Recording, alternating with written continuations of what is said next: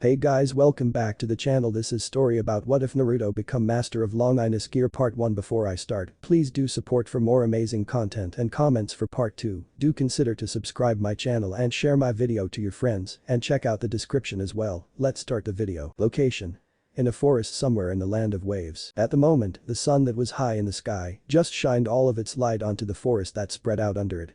There were several gushes of wind that caused the leaves that were both falling from the limbs as those that were still want to dance.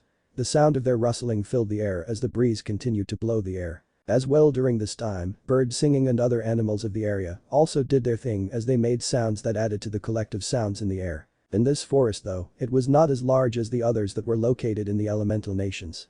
It was small since it was one of the many that covered one of the many islands that made up the small nation that is known as the Land of Waves. Just several months ago though, this area was filled with suffering and hardship, all due to one greedy man known as Gato. But the strength of one man with the determination to build a bridge despite the threats to his own life had brought them a hero. This bridge builder had went to Konoha, who then tricked them into sending a ninja squad to protect him. He lied about who was after him, but this team was not a normal team of 1 jonin and 3 genin.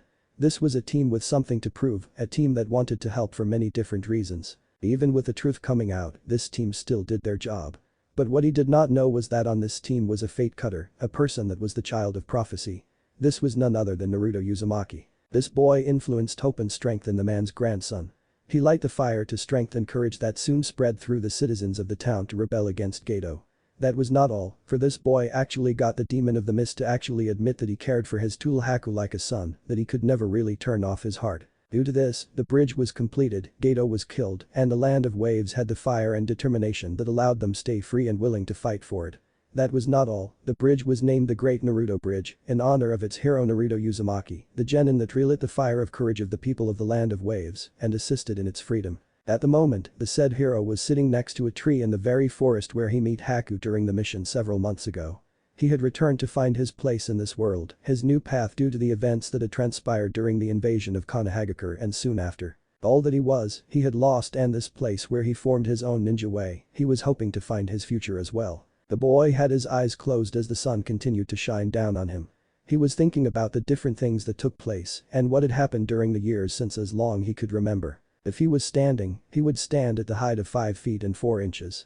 He had spiky blonde hair and also had 3 whisker markings on his cheeks and bright blue eyes. Naruto's outfit consisted of an orange tracksuit with blue on the upper shoulder areas as well around the waist areas. There is a white swirl with a tassel on the left side that he learned was the symbol of his mother's clan, the Uzumaki clan, as a red version of it was on the back and a large white collar. Under it, which could be seen due to the jacket being unzipped, was a black t-shirt. He was also wearing orange pants with a shuriken holster attached to his right knee since he was right-handed. On his feet was a pair of blue sandals. This was the same outfit that he wore before he became a genin, but the forehead protector that he had on the last time was not there. Instead was a pair of green goggles with Naruto written on them that he had before he graduated from the academy. Why was he not wearing his forehead protector? Why was he not in Konoha with his team? Well, the answer is simple. It was this answer that he was thinking of at the moment.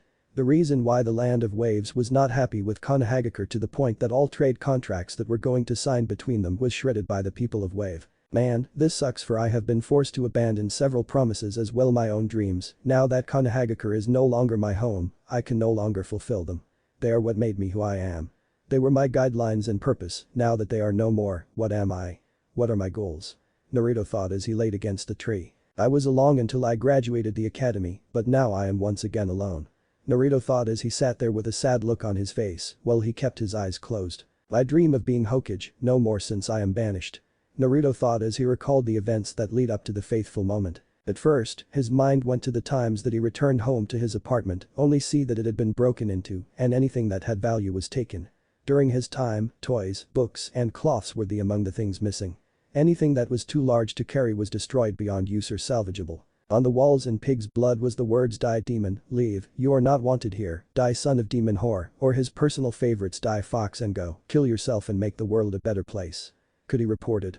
No, for the law would arrest him instead for disturbing the peace the last 5 times he did do so.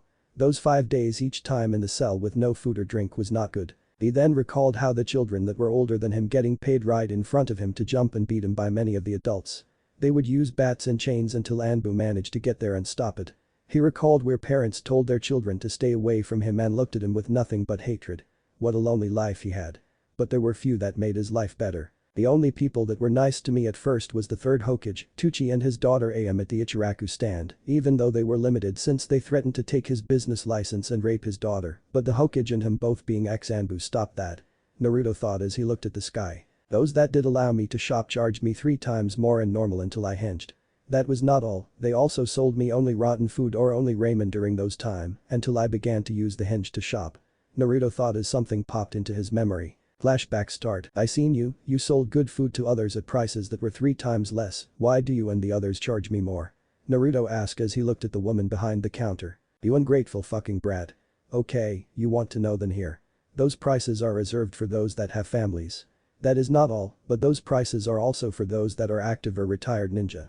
You are neither so you get the normal prices, now get the fuck out of my stall before I decided to no longer sell to you. She screamed as Naruto walked out looking at the ground. Flashback end. I knew better, but decided to deal with it. Naruto thought as he continued to look over his life and determine what to do now that he was homeless and have no dreams. Then the academy, the part that was open for me to become a ninja since it was the only one. Naruto thought until he scoffed at the ideal and recall how stupid he was. Only one teacher cared, others did all they could to make me fail. Shit, they even kicked me out of class for asking questions or for nothing. They even attempted to charge me 1,600,000 ryo for each book, which was 40 times more than my monthly rent. Naruto raged in his mind. I decided that a 100 ryo is worth 1 penny, so that would mean that his rent was $400 a month in US currency and $16,000 for each book they attempted to charge him. Thank God Jiji had some to give to me. Naruto thought as he recalled his grandfather figure who was the third Hokage. Sasuke, my rival, and thought as him as a brother, but I just learned that I was only have been fooling myself. Naruto thought as more memories started to flash through his mind. My training in stealth and trap making was done with pranks. Those were the good times. Naruto thought as a smile appeared on his face. I thought Sakura was cute, but what a bitch. That was not all, after 3 failed attempted I finally did manage to earn my headband and learned why I was hated. Naruto thought as he recalled the theft of the forbidden scroll that he was tricked to do. I became a hero. Naruto thought as he recalled the wave mission, the mission that was done in the current location that he was now at. I even managed to make it 3rd round of the Chunin exams. As he recalled that he thought he was on his way to become Hokage. He had to laugh at that, he was a fool for it was then that all hell broke loose and he lost it all. It was then 3 weeks ago that everything that made him who he was taken from him. Then he recalled one person that he did not allow to get close to him, someone that he knew had feelings, but to protect her, he pretended to not notice at all. She was kind of cute though. I am sure that she was shy because she liked me, why I do not know. Still I had to keep her from me due to the fact that would had been hurt by those that hated me. I hope she would be alright though, for seemed to be a nice girl. Naruto thought about the girl from the 2nd round of the Chunin exams. Hinata was her name if I recalled it correctly. I remember that she was shy, always fainting around me, not only that she was also the only one that was nice to me during the academy days. Naruto recalled about the dark blue wide-eyed girl that was on Team 8. That bastard of a cousin of hers though was an asshole. Naruto thought back to the fight she had in round 2. That Neji bastard was attempting to kill her. But Hinata showed that she was tough. Naruto thought back as he recalled the fight. What took me by surprise though was that she stated my ninja way, my nindo. She did not give up, but still failed. At least she forced that bastard to earn his victory though. Naruto thought as he recalled the whole battle and how she fought back. I have to admit though, it was interesting to see someone else having the same nindo as me. Naruto thought as he recalled the entire battle that she fought. Then that bastard tried to kill her, his own family member. Well I hoped I taught him a lesson. Naruto thought about Neji when they fought their battle. Then there was that fight between Gaara and Lee, which left a bad taste in my mouth. Naruto thought as he recalled how sadistic and brutal Gaara was. Afterwards, I decided to train to get ready for my battle with Neji. I asked Kakashi to train me, but he just blew me off stating that he had to train Sasuke and that he needed his help more. Now I do not know if I should take that as a compliment or insult, though stating that as I think about it. Naruto thought as he recalled the whole event. Now though, I learned that the fucking council voted him to train their Prince Sasuke Uchiha, at least he did not follow the order of having me leaving me with no resources or training, so I guess things were not that bad. Naruto thought as he recalled when Ibisu showed up. At least thanks to that, I was able to meet Jiraiya which I ended up quickly calling Iro-sensei. Naruto thought as he recalled the whole event. Instead of seeing me as the fox, he saw me as someone else. I thought he would pawn me off or teach me a few things just to keep me quiet, but instead he taught me how to summon toads after he allowed me to sign the contract. He taught me how to fight better by improving me taijutsu and gave me scrolls on the frog kata. He also taught me the Rasengan as well, the secret behind shadow clone technique, which allowed me to train more in less time. Naruto thought as he managed to shove years of training into the month that they had thanks to Jiraiya. He takes a breath as he looked at the sky. For those were the days that things were better for him before the event that cost him his promises and dreams took place. The day before he lost everything. Then his mind went through the events that had taken place soon afterward. He had won his fight, and when time for Sasuke to fight, he was not there. Instead of disqualifying him, they just pushed it back. No surprise there, right? That damn team had it all, but still he thought that it was all owed to him. I am sure that if he knew about my training, he would have demanded it all handed to him. The council and his attitude just pisses me off. Naruto thought as he recalled everything that had taken place. The more that he thought about it, the sicker Naruto became, so he stopped. Then when it came to the last match, Sasuke shows up just as he was about to be disqualified. The match was the last for the first round, and that was when it happened. The invasion had taken place. Naruto and Sakura was sent to assist Sasuke to deal with Gaara. When it came down to it, the battle was between Naruto and Gaara. The fighting was brutal, and Sakura was hurt greatly. Naruto managed to win the fight. Unknown to Naruto at the time, Sasuke, seeing that once again he did not have the power to win, left the scene of the battle. After the battle, Naruto befriended his former enemy, but as they were talking something else was going on. The Dara of Akatsuki had made his appearance. As he was in the sky, he dropped bombs on the village, killing ninja on both sides. While he was doing this, his partner watched as Temari and her brother Kankuro picked up their code little brother and left. Naruto turned around to check on Sakura. That was when it happened. Sasori attacked Temari as well Kankuro. Before they knew it and could act, both died. Sasori then grabbed and knocked out Gaara and left as Naruto turned around to see their bodies fall on the ground. That was when everything went dark. 2 minutes passed when Naruto woke up. Naruto looked around and could not see Gaara nor the one man that took him. He could still see the lifeless bodies of Gaara's siblings. Naruto noticed that the village was still being attacked. He figured that he must do something.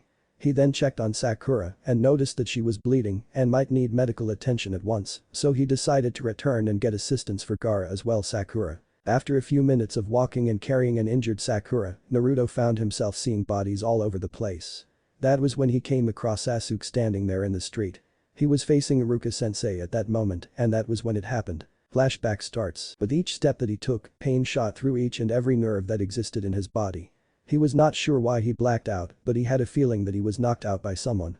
Naruto could still hear the sounds of fighting going on between Leaf and the combined force of Sand and Sound Ninja. Naruto though had 2 goals in mind. One was to get medical attention for Sakura and then assistance on dealing the new threat that had taken Gaara. That was when he came across the scene. He was about to yell for assistance of their teammate, but for some odd reason he could not find his voice. He could not speak at all. Something told him at that moment that Sasuke was not ally. He walked closer as Iruka-sensei turned around and started to walk off. Naruto noticed Sasuke remove his leaf headband and then dropped it to the ground.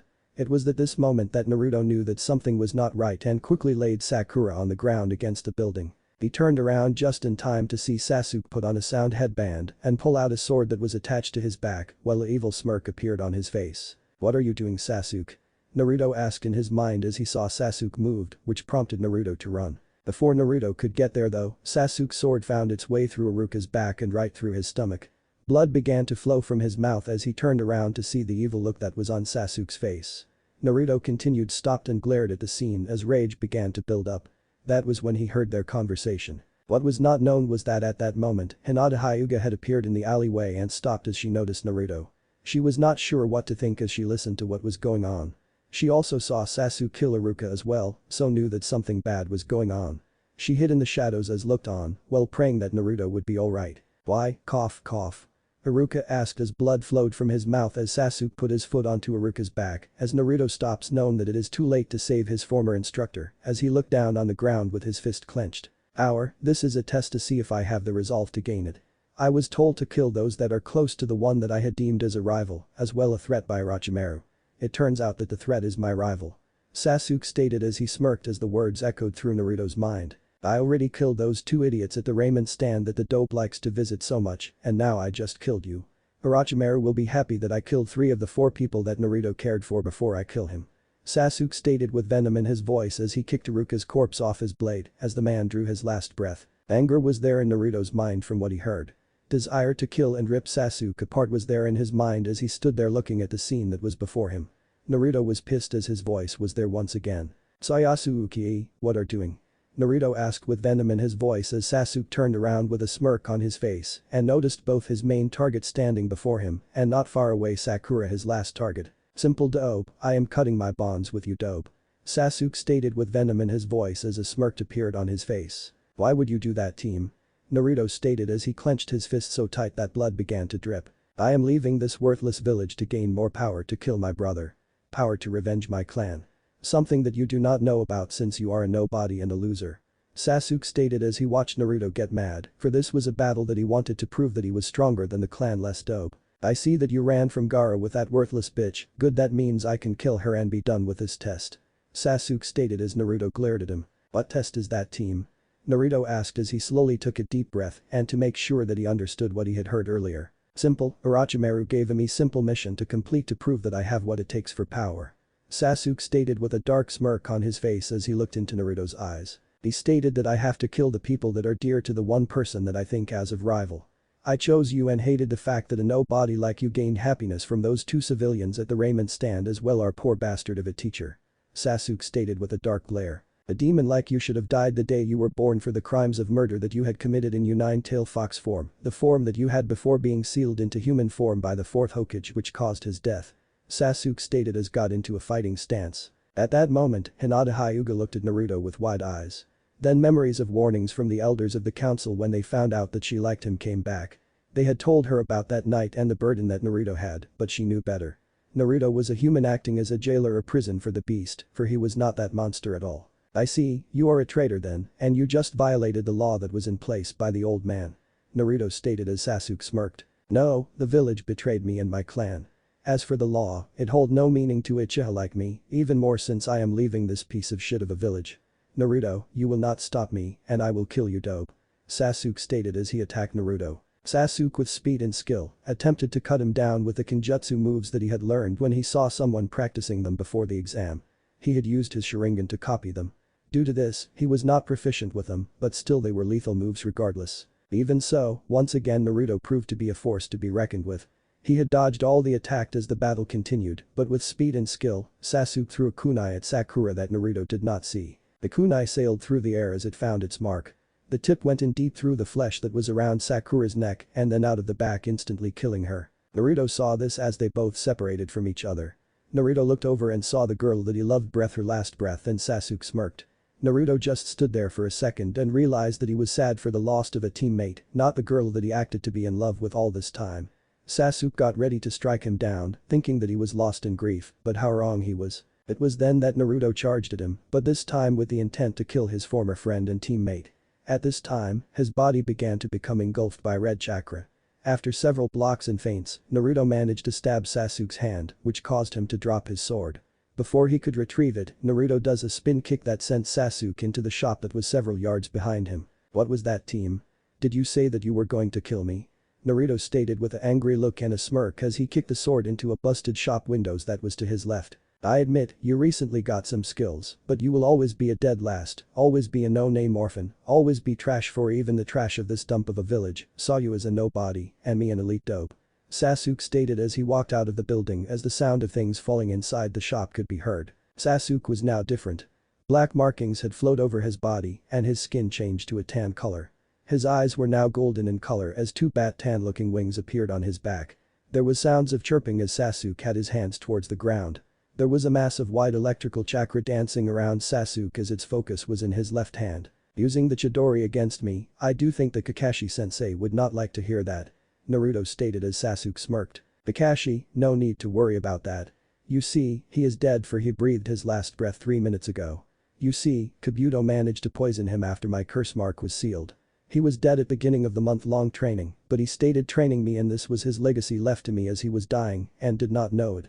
Sasuke stated with a smirk. You know what, he owed this to me, for that bastard had something that belonged to my clan not him. Sasuke stated with a smirk as Naruto started to get angry. Before Iruka, I also killed those two Raymond chiefs that you like so much. I hate the shit and that you loved it make it so much more worth it. Sasuke added with mirth as she glared as Naruto as the lighting began to get stronger around him. Sasuke. Naruto, for Orochimaru stated that you must be killed, for he said that your existence is a threat, since those that are a threat to his plans needs your existence. Why a nobody dope like you, I do not know, but orders are orders.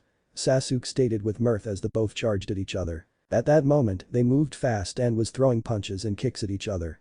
The sound of the air being forced out of the way to create a booming sound echoed. Walls of buildings were being damaged, but after 3 minutes, the battle ended. Two ninja dressed in black cloaks with red clouds appeared between them. One of them were Itachi Uchiha and had backhanded his little brother into the far wall. Kisame had knocked Naruto into the opposing wall and looked at him. Right when Sasuke was knocked out, but before anyone could act, Kabuto appeared and picked up Sasuke and vanished with him. An old man with long white hair tied into a ponytail and wearing a grey outfit had appeared between them and Naruto as a large orange toad wearing battle armor appeared beside him. This was none other than the man that trained him, Jiraiya of the Sannin. Well, it would seem that Akatsuki is acting sooner than planned. He stated as he stood there looking at Itachi and Kisame. Kisame, let's go, for it would seem that Naruto is too protected since Jiraiya of the Sannin is here at the moment and I just got reports that Sasori and Deidara had captured the One-Tails. Itachi stated as they both shunshin out of the area. At that moment, Jiraiya fell to the ground onto his knees. His face showed a lot of pain as Hinata ran up to him and looked at him to see what is wrong with the man that just protected Naruto. Darn it, the poison from Orochimaru's sword is starting to act. The old man stated as he looked at the girl that walked out of the darkness of the alley and approached it down Naruto, who was barely awake. Go and get help for me and the Gaki, for at least they can ease the pain before I die, and we need to make sure that Naruto is safe. He stated as Hinata nodded her head. Naruto closed his eyes and fell into darkness. Flashback end. I woke up a day later and found out about Jiji being killed. I also found out that Iro-sensei was dying in the hospital from poison. Naruto thought as he recalled the day he went to see him. Flashback start. That day, Naruto was sad. He learned that the last person that he had left in the village was on borrowed time. He was not sure what to think, for it seemed that the world is happy with taking anyone that he cared about from him. It was like the world was wanting him to be lonely. Naruto then got a message that Jiraiya wanted to see him, so Naruto went to see the old man that taught him so much in the past 30 days. Someone that he would be happy to call master. Naruto entered in the room to see that man that was laying there. Naruto could see that he was having trouble breathing, but somehow managed to continue to do so. Baki, there are a few things that I must tell you and little time to do so. Jiraiya stated in a weak voice, so keep quiet and listen, okay? Naruto did not like what he was hearing, for the one person that he had left was here about to die. Naruto just stood there and nodded his head up and down, showing that he will do just that, keep quiet and listen. Sorry I was not there for you growing up, but I was tracking those that came for you yesterday. They want the fox that is inside of you. As your godfather, I had to gather all information that I could gain, so I ask you to forgive me. Now, once I breathe my last breath, summon a toad and tell them that I stated it is time you gain your inheritance. He stated as Naruto just stood there wide-eyed at what he was being told. Keep this a secret, but the last person before yours on the contract for the toads was your father. He expected you to be treated as a hero, but we saw how that turned out. He would not be happy at all. Jiraiya stated with pain in his voice. At that moment, Naruto's mind went to the memory of the contract. He recalled that out of the many handprints and names, only 2 before his was readable. One was Jiraiya Bidbia XN, the last name was Oksosumi, but it is pervert and Tai, so I thought it suited him, and Minato Namikaze. Then it hit Naruto, that was the 4th Hokage, and Jiraiya just stated that the person was his father. I know that many times in your life that I should have come for you, but due to my lifestyle and dealing in informants, I thought you would be better here. I found out about your life, so sorry about that. Now, your last name was your mother's. All you need to know, their Judas pictures and stuff are in care of the toads, for I wanted to be sure that Danzo did not get his hands on the stuff. He stated as Naruto walked to the window and stood there. I forgive you and understand, Godfather. I might be dead last and stupid at times, but I at least understand all that you just said and will keep it to myself. Naruto stated as he turned to looked at the man that was his master, the man that was his godfather, with a smile on his face. Thank you, Naruto. Jiraiya stated as he handed Naruto a red book. He looked at it and noticed that it was very thick. He looked at the kanji that was etched in gold on the red leather cover and it stated Sozo no Sho, or Book of Creation. Naruto continued to look at it. This belonged to your mother. She stated that it contained some history about your clan. He stated as Naruto took the book and then looked at the man. Smear some blood on it and it will appear on your arm as a seal that only you will see. This is advanced sealing that I am not sure how to do, but it is a good way to protect it from those that have no right to read it.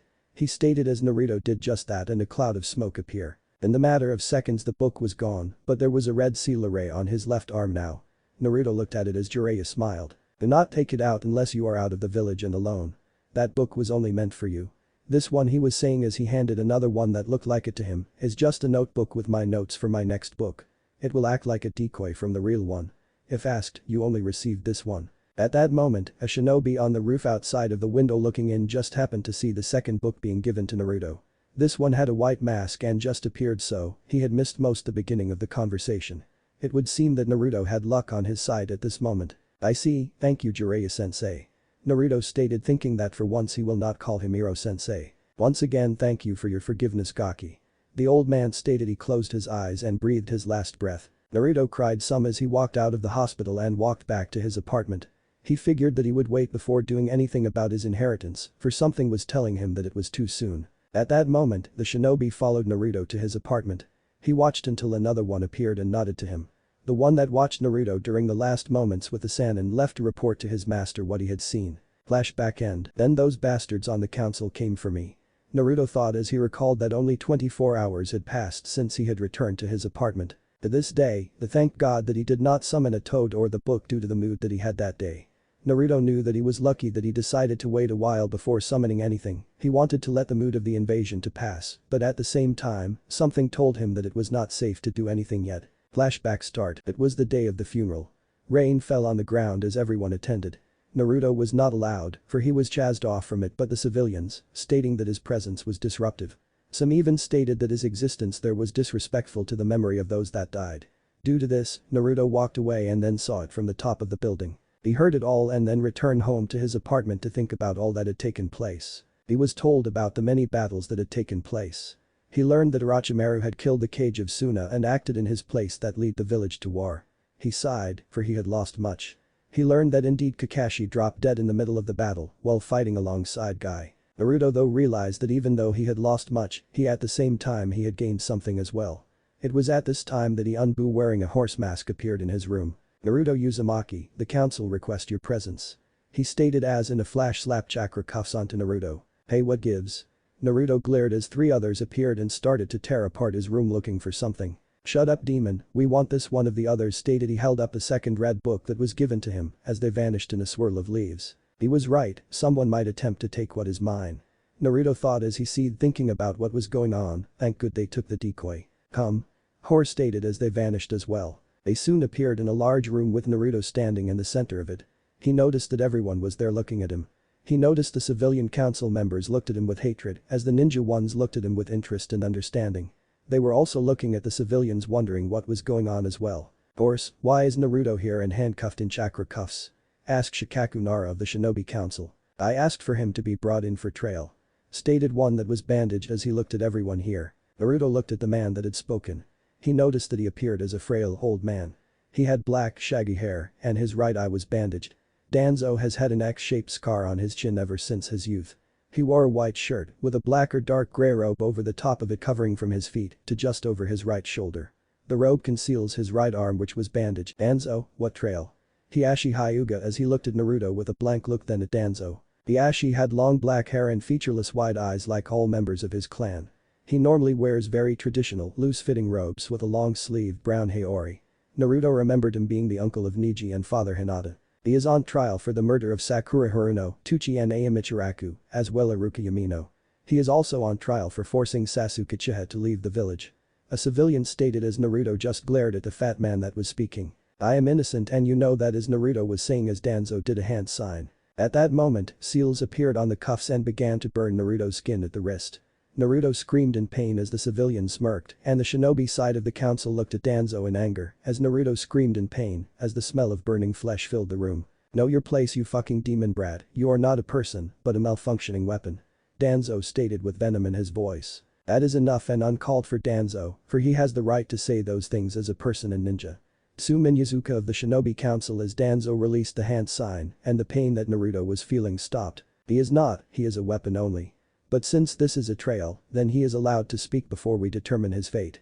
Danzo stated as he cleared at Tsume as Naruto continued to scream in pain as the smell of burning flesh began to fill the room. Tsume has an animalistic look similar to that of her son Kiba. She has long, spiky, untamed brown hair, vertical slit-like pupils, elongated canine teeth and nails. She also has the clan fang markings on her cheeks, as well as markings over her eyes and a dark shade of purple lipstick. She wears the standard outfit of a Konoha shinobi consisting of flak jacket and a black suit underneath, with the sleeves rolled up and bandages around her legs. The pain stopped as Danzo released the sign. Naruto laid there on the ground for a few moments before getting back to his feet and glared at the man that he learned was Danzo. This is the one that he stated wanted my inheritance, too bad he will never get it.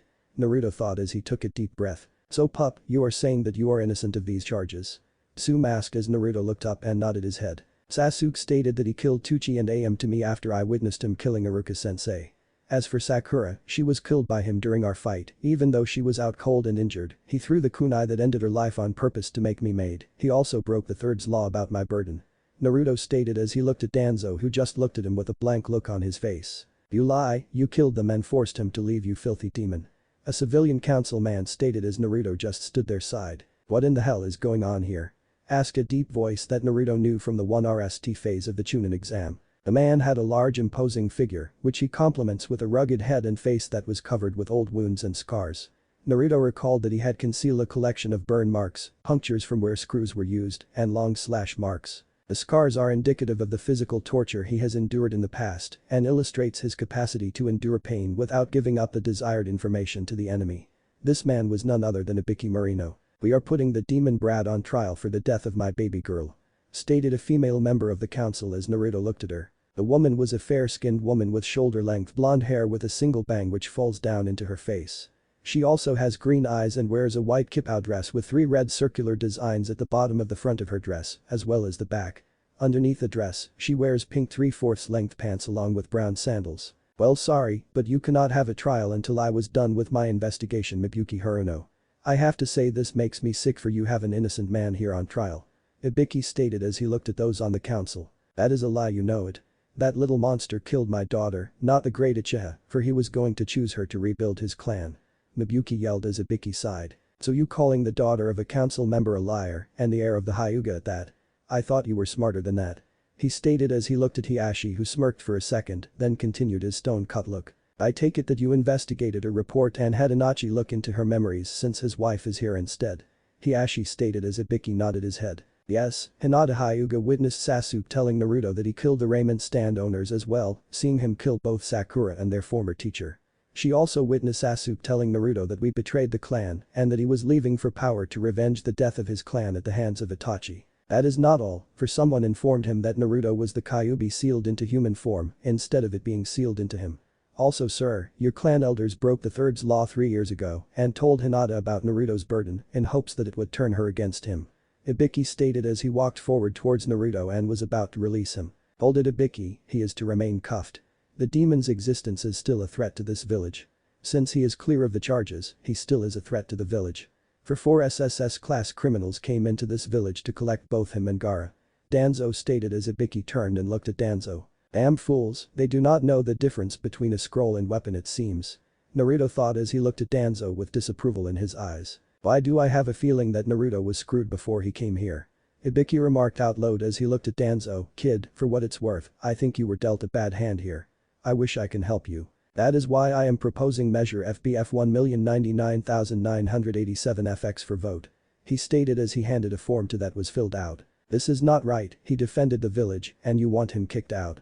Asked another council member that Naruto looked at and noticed to be the father of another friend of his. This man is a tall, plump man with long, spiky red hair and purple markings on his cheeks, with the latter being a common trait in the Akimichi clan. He wears a samurai-like outfit which entails a black suit completed with armor that has the kanji for food. He also wears a rope belt, hand guards, and instead of a forehead protector and a hachimaki tied around his head. This man was none other than Choza Akimichi. At least he gets to leave without sealing his chakra, but man he is not allowed to pack anything at all. I think this is harsh. Choza stated as he continued to look at the form. You all heard about Taki become nothing more than hole in the ground during the time we were being attacked, right? Danzo stated as he looked at the council members who nodded their heads up and down. The SSS criminals that came for Naruto and Gaara are part of an organization called the Akatsuki. A survivor stated that their leader came to Taki and requested that they hand over Fu, the one that held the Jinchuriki of the Nanabi.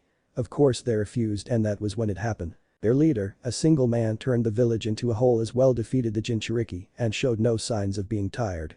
Danzo stated as he looked at them all in the room. That threat will come for Naruto as well, we must protect the village and its shinobi, so that is why this measure was made just in case the charges were false. Danzo stated as he looked at each person that was there in the council, and then he smirked. The measure states that he is be escorted out of this room to the gate and for him to leave at once.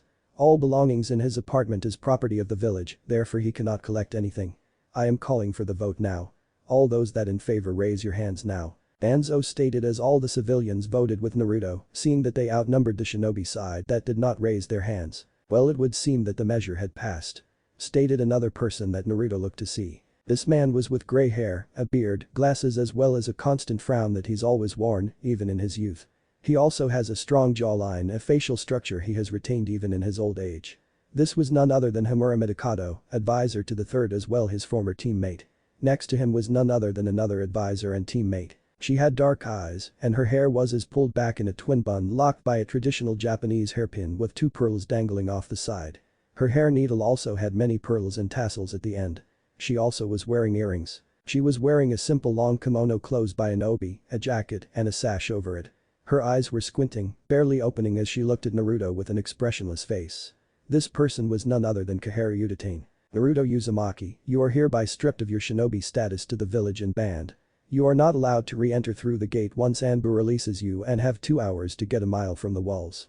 Enter within that area without authorization from the council, you will be cut down by Hunter Nin. The Haru stated with monotone voice as Naruto sighed and looked down at the ground as he untied the forehead protector that was there. Do you understand, Uzumaki? Homura asked as Naruto looked up with a blank look with a dull look in his eyes as he threw it on the ground. I understand that you bastards see me as the fox instead of a shinobi. I understand that all the blood, sweat and tears that I spilt for this fucking village is for nothing. Yea, I understand that you take whatever I had left, what made me the person that I am, and snatched it from me at this moment in time.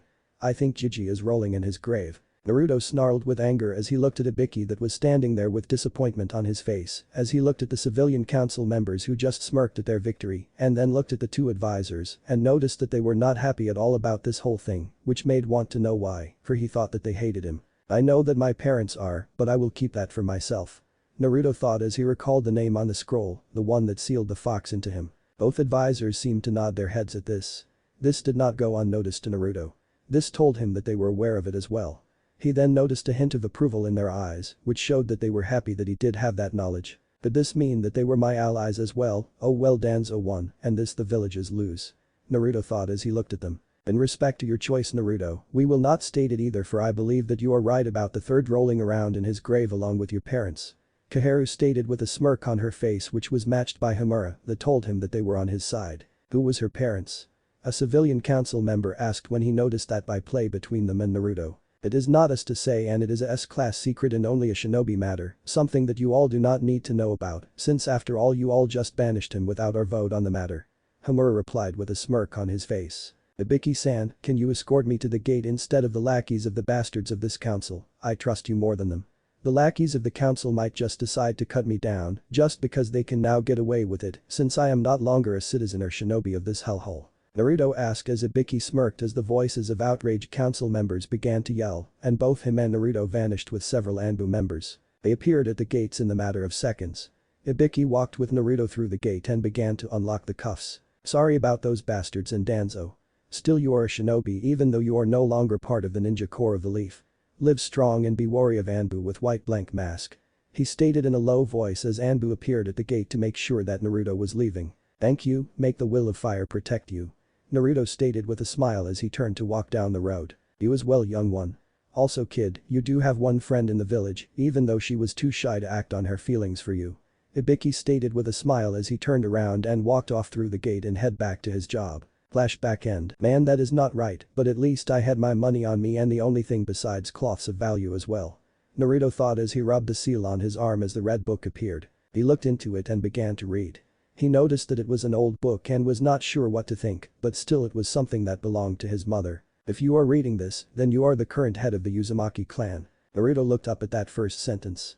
He had a clan. How much did that fucking village take from him out of hatred and anger over the fox?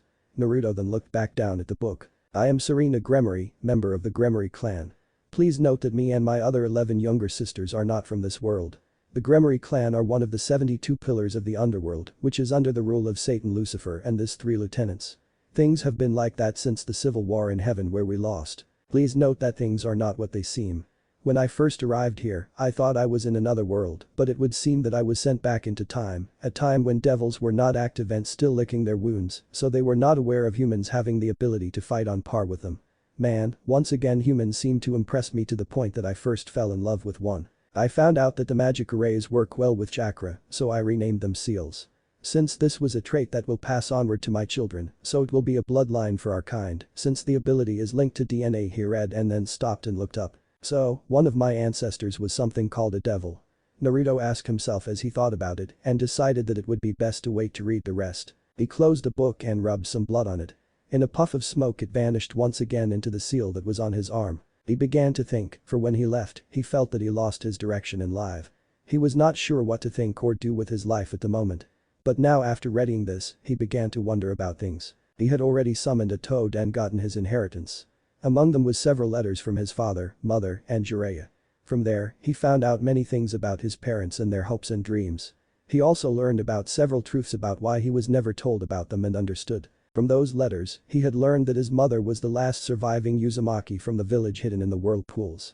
He learned that she was meant to rule the clan one day, but the destruction of the village ended that. He learned that out of fear, a force of 3,000 Iwa ninja, 3,000 Kumo ninja, and 3,000 of Mist ninja attacked the island that was home of the village hidden of whirlpools.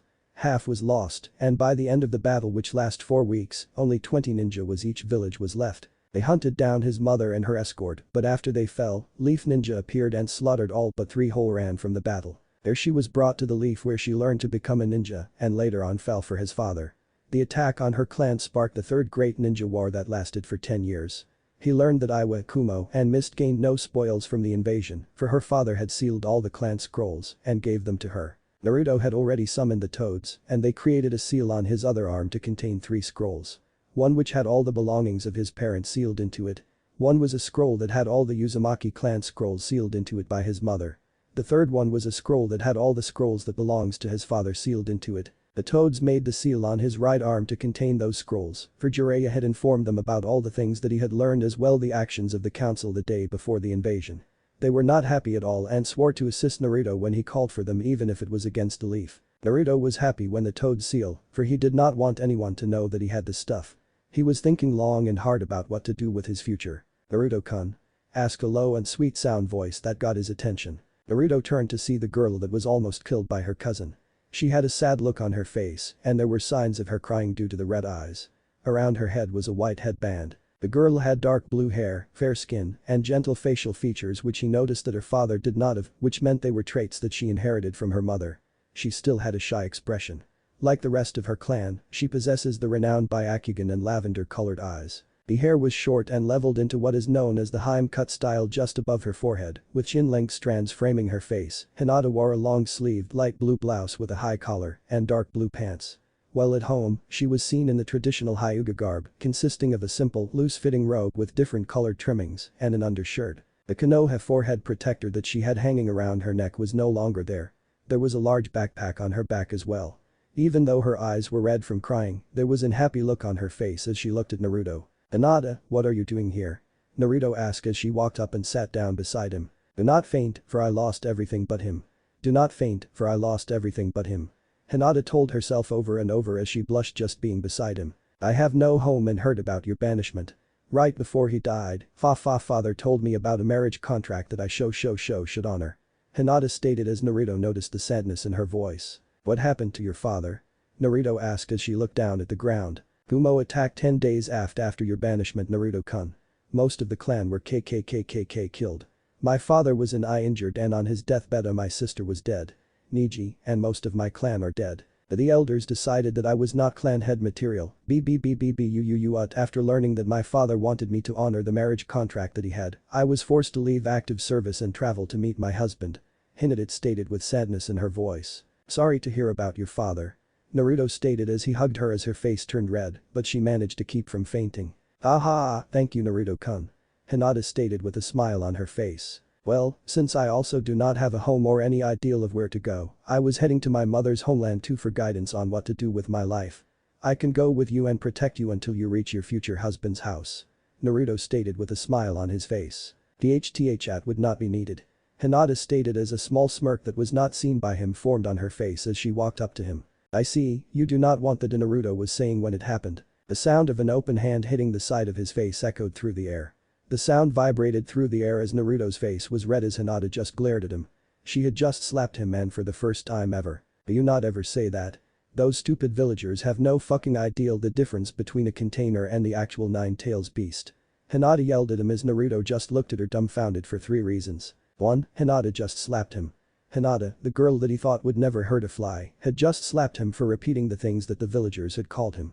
2. She just yelled at him, sweet soft-spoken and sweet Hinata just yelled at him.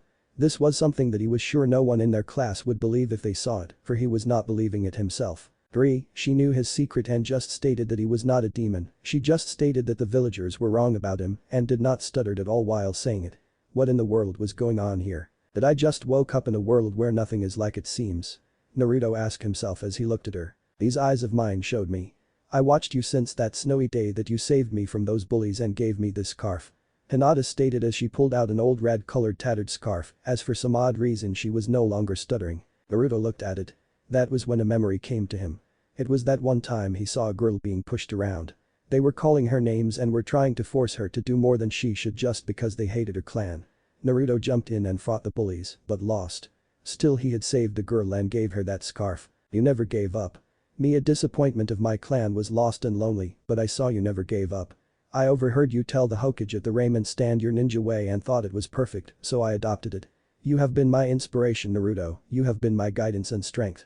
Hinata stated as she smiled at Naruto and then looked him in the eye. I am sick and tired of hearing bad things about you. I do not want to hear you say them, for they are not true.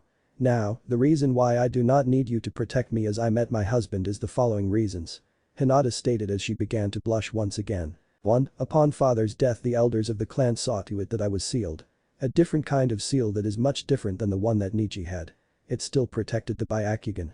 As for clan head, Hikorian cousin was made head of the clan. Hinata stated as Naruto recalled what he learned about the seal from Neji and clenched his fist in anger, but was happy that Hinata was given a different one. 2. I was cast out of the clan since the version that was used on me cannot be activated by them to force me to submit. Lucky from his deathbed, father was able to make sure I was given this seal, even though he could not stop those old grumpy men that were known as the elders of my clan. Hinata stated with a sad smile. I am no longer part of the Hyuga clan. I decided to honor the marriage contract and went looking for my husband who was a hero. Hinata stated as her face began to blush. I see, a lucky guy. Naruto stated as she blushed and looked at him. I was not happy to learn that he was banished from the village. I at once turned in my headband and packed and went looking for you. I used some of my money to pay for a mission for my old team to track you. Hinata stated with a smile as she looked at Naruto as the words began to sink in. What? You are saying that I am? Naruto was saying in disbelief, and Hinata stepped forward and then kissed him on the lips before leaning into his chest while wrapping her arms around him. Yes, I am betrothed to you, Naruto. Hinata stated with a smile on her face as she once again kissed him on the lips. Now, you stated that you are going to your mother's homeland. I take it that we are going to the land of whirlpools. Hinata stated as she snugged into his chest with a smile on her face. Yay, wait, how do you know? Naruto asked as Hinata placed her arms around him. Finally, I got you and I am not letting you go. I've been in love with you since the day I met you. Hinata stated as she looked into his eyes. As for your question, before he died, my father told me that he and mother were friends with your parents. That is how I know. Hinata stated as Naruto looked into the tree line that was behind her to see Kiba, Shino, Akamura, and their sensei Kurenai standing there just looking at the scene that was before them. I will not make excuses or ask for their forgiveness, Naruto, but please know that I am really sorry to hear what happened to you, Naruto. Kurenai stated as she bowed to him. This was the sensei of Hinata's team. She was none other than Kurenai Yuhi, the Genjutsu mistress of the leaf. She was a fair-skinned woman of slender build. She has long black untamed hair reaching her upper back and very unique eyes that are red in color with an additional ring in them. She was wearing makeup consisting of red lipstick and purple eyeshadow. Her regular outfit consists of a red mesh armor blouse with only the right sleeve visible. Overall, this is very broad material which resembles bandages with a pattern on it, similar to those of rose thorns. Her hands and upper thighs are also wrapped in bandages and she wears the Konoha forehead protector and regular shinobi sandals. To her right was one of Hinata team members. He was none other than Shino Aburam. He had a jacket that was light gray hanging down to his waist. The collar of his jacket obstructed the view of his lower face. From what could be seen was that he is a fair-skinned ninja, and Naruto recalled that he was the tallest member of their class. He had dark bushy brown hair. But due to the dark sunglasses that was on his face, one could not see his eyes or tell what color they were. He had his headband around his head like many others had. They had no right to mistreat you nor banish you. Shino stated as Hinata's other former teammate appeared on his left side with his dog on his head. This person was none other than Kiba in Yuzukiya. He had a wild appearance as well, clearly human. He has several physical traits more akin to animals. Like most of his clan, he has messy brown hair, sharp black eyes with vertical slit-like pupils, pronounced canine teeth, and nails that he can change into claws. He also has the distinctive red fang markings of the Inyazuka clan on his cheeks. His attire consisted of dark grayish pants reaching to his calves and a gray hooded fur-lined coat, with a hood usually placed on his head over an apparent plate of armor and fishnet undershirt. Around his head was his blue headband and forehead protector and blue sandals on his feet. On his head was the puppy that he had since class. The puppy was Kiba's dog and partner Akamaru. The puppy had white fur and resembles a Great Pyrenees, regularly carried on Kiba's head or inside his jacket. Akamaru's eyes are usually squinted, appearing closed, and he has a brown nose, as well as brown patches on his ears and a brown outline around his mouth. His fur on top of his head is styled to somewhat resemble a mohawk. Yay, those bastards made me and my clan sick, for they had not meaning of honor and duty. Kiba stated as he then smiled and looked at Hinata. Naruto, you better take care of her for she is one of kind. Kiba stated as he took a deep breath and then continued to talk some more. They told the entire village about your burden. Sorry about the past between us, man. Just know that us rookies including Tenten and Lee feel that you should had a better life since you protected us all these years from the Nine Tails. It blows that you never gotten any pay for during it. I mean, is it an S-class mission rank to do something like that? Kiba stated as Akamura barked in response, which showed that he agreed with him. Thanks. Naruto stated as he scratched the back of his head and he looked down at Hinata, who was now asleep in his arms with a big smile on her face. She had not slept at once since we left to find you. She was worried about you, for she was not joking when she stated that she loved you, Naruto. You were just too dense and into Sakura to notice it. Shino stated as Naruto sighed and looked at Hinata as he thought about all the interactions that he had with her. I did notice at first, but I felt that her clan would not like it at all, or the village might torment her for being with me.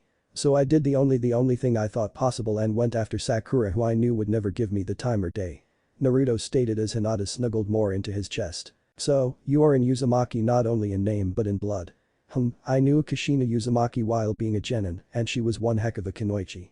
I looked up to her and she taught me a few things.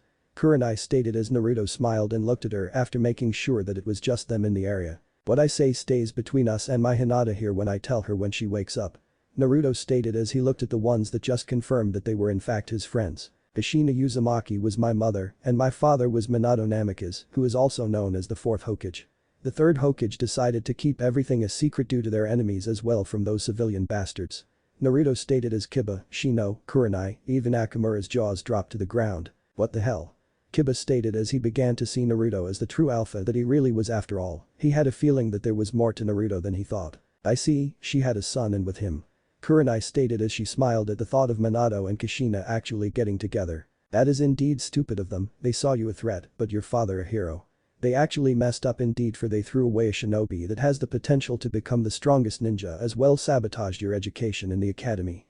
Shino stated as Naruto smiled at him and nodded his head up and down. Mark my words, during the times that you guys and the other Rookie 11 are not in the village and need my help and have a way to find me, just let me know. I am heading to Yuzu for now to see what is left of my mother's homeland. Naruto stated as Hinata moaned in her sleep as she snuggled even more into his chest and held on tighter. What are you planning to do, Naruto? Kiba asked with interest. Love and cherish Hinata as well, rebuild my clan. Naruto stated as he looked at Kiba as a thought came to his mind of a new purpose in life, one that would seem fitting to his current mindset. Then I also going to rise Uzugakure from the ashes and restore it to its former glory with Hinata at my side. Naruto stated with the same intensity that he had when he declared that he would do something and do it, as their mouths dropped open at his declaration. If you or any of the others make Hokage, then I will make an alliance between us. Until then, only you guys and the rest of the rookies as well their sensei are my allies. Naruto stated in a firm voice. Naruto, there is a temple several days from here that would marry you to. Hinata already got everything set up, you just need to show up with her. Kurenai stated with a smile on her face. I see and I will take care of her. She had given me a new path to follow and helped to think for once since the banishment took place. Naruto stated with a real smile since the invasion. They said their goodbyes. For a few more minutes, Naruto allowed Hinata to stay there and take a nap. He then decided that it was time to move on, for enemies might find them. Several months later in the ruins of Yuzugakure, both Naruto several days later after meeting up had been married at the temple, but to be sure that no enemies would find them, Naruto and Hinata left soon after. Now at the moment, they were walking among the ruins of the once great village Yuzugakure. So far they only kissed and hugged, but she told him something that he did not expect. Any other wife he may gain to rebuild his clan, she had to okay them first. Hinata just told him in those words to use the Clan Restoration Act to rebuild his clan. Naruto had done some training with a few of the scrolls that he had managed gain from the toads. He was using the shadow clones and learned at a fast rate and continued to train. He knew that soon, enemies would come looking for him and figured that he must be ready for them as well, strong enough to rebuild his clan. After training he walked through the door of the house that he managed to repair in the ruins. That was when it happened, a black hole appeared and sucked both of them into it. Right after that, strong winds and lightning streaked endlessly through the sky. The ground cracked as the world slowly began to die. Little did anyone that, like many other worlds, all life on the planet would be lost. The event that became known as the temporal quake had caused the death of this world like many others. However, there is one question that remained to be asked about what happened to Naruto and Hinata that also took place in a few other locations around the world. Where are they and what happened to them? In the void that exists between all worlds, realms and dimensions. Normally, the void is nothing more than darkness, and sometimes there are energy clouds and different gases from the worlds, realms and dimensions that had died waiting to be used by the cycle of life and death to create new life and worlds. This time though, due to the event that has become known as the temporal quake that had taken place which shattered many worlds, it now filled with souls that died outside the cycle of life and death, as well pieces of different realms, worlds, and dimensions that had met their untimely end due to the temporal quake. There were also bodies of those that were dying or already dead due to the lack of oxygen in the void. Among the it all was none other than Naruto Uzumaki Namikaze and his wife Hinata Hyuga Uzumaki Namikaze. Naruto had his arms wrapped around her as if he was acting like a protective shield to her. It turned out when they first appeared, rocks and other debris assaulted them. They had sharp edges and was slicing through their skin and cloths. Naruto, being the caring person that he was, he grabbed her and held her in deeply in his arms and taking most the assault for her, acting like a shield. He did this so she would be injured less since he could heal fast compared to normal people due to the chakra from the iron-tail fox. Little did they know that soon they were about to be separated for a while. Someone that was not normal in the void was in there looking for specifically for them. This person was a being of great power. She was not evil nor was good and only acted when the balance between the two is disrupted by a force or forces that did not belong to that world. This temporal quake had unbalanced many things and in some cases forced outside forces into worlds that they do not belong. She would not allow those that were in the void to die, but she would make sure that the balance between good and evil after their introduction was balanced before allow the force of free will to act after they are added to the world. She was currently standing there on one of the many pieces of land that was just floating around in the void. Light from several fires that were there around her since oxygen that was not there was currently in bubbles are different parts of the void until they disperse or her use them to create a new world if need be. That is not all, for the being that currently called it home might destroy it just flying through it. This woman had long hair that had even streaks of black, white, red and blue as it flowed all the way to the center of her back. It was long enough to be tied into a ponytail by a red silk ribbon that was braided through several different strands of her hair, like it was a rope that reached to the center of her back. She was wearing a blue leather corset that had its straps reached up to her neck instead of shoulders, exposing her back. It ended just below her as there was opening in the center, showing her cleavage of her size D, as it was laced up with black leather straps that was threaded through silver stubs like a string. She was also wearing a pair of red leather pants that were form-fitting, which showed off her muscular but slender-toned legs.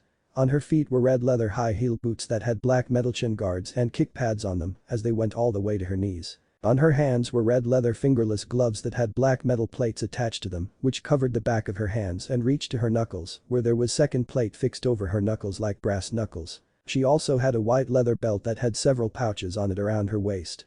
There was a red leather wrapped hilt sticking out from her left side that belonged to a Kodachi sword that was in a black scabbard that had been strapped to her back onto the belt as the other end sticking out of her right side. She had a medium build body despite the muscle structure that seemed to add more to her femininity than take away from it.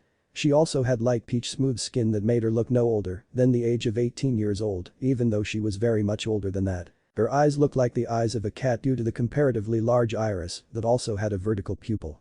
The sclera of her eyes were the color of a bright blood red and the iris was a much darker shade of the color. Her pupils looked like they were nothing more than vertical slits, but like theirs, there was a second iris and pupil inside of them. Her eyes looked like they were made of pure liquid crystal that retained some form of a solid texture, but seemed to keep the liquid properties of a normal eye. In the darkness that was there on her face, one could see the red glow in her eyes. This was none other than Kara Demount Dragon, one of the last of the Cry race god's first children when he created existence. Due to her power, she was second to only God alone. All dragons has the desire to bow to her, since she was a member of the dragon race, even though her dragon form was that of pure living crystal. In a way, she was their goddess even though she did not desire to be so, even though she created them at the request of God himself. Long before the civil war in heaven, her race assisted God and his angels. But darkness had appeared in her race and they had their own civil war. Due to this, she was the last living Cry, while the soul of one that started the war was sealed away. Even though in several worlds, chaos is currently influencing many people to do to his mission which is destroy all creation in order to obtain what he called real peace. She was not happy, for this was not the case before the temporal quake, which had weakened the seal to the point that he was not influencing several different worlds that did have his presence in the first place. This was why she was acting now, to give those worlds that she managed to save from the temporal quake a chance to survive even with his influence. But upon her waking up, she learned something disturbing. She learned that her father, the father of all life, was dead. She could not find his presence other than in his creations. In some cases, there was lesser forms of him running around, but still his main form was gone. She was not happy about this, for something must have happened, for she knew he was having trouble with Lucifer, his right hand and favorite angel in many realms, but still she went to sleep, and only to wake up to find some of his angels had fallen. I must focus on my mission, for chaos has caused too much trouble in Earth Realm 09212009, an alternate version of Earth Realm 09212008. Kara thought as she recalled what she'd seen. During her time of working to repair the damage of many different realms after dealing the cause of the temporal quake, she came across Earth Realm 09232016, an alternate version of Earth Realm 09202008. In this realm, a fate cutter by the name of Issei Haidu was supposed to bring peace between the different factions, but chaos caused the creation of an organization that managed to assist the original Lucifer to remain in power, which caused the birth of Rias Gremory, which caused his death. It would seem the chaos is bent on his stopping him, so since that world was lost, she decided to stop him in another realm, which was Earth Realm 09212008, where Rias was still alive and all was almost the same as the main timeline, which was protected by her like the others from chaos's influence. So, she decided to change a few things. Earth Realm 08052015 was destroyed. That world's fate cutter was in somewhere in the void for the past 300 million years. Here time means nothing since it nearly does not exist. A second her could be a million years in one of the worlds depending on the location. However, since members of his world are serving forces that are acting on chaos's behalf in 09212008, she will remove Issei out of play and bring in Naruto.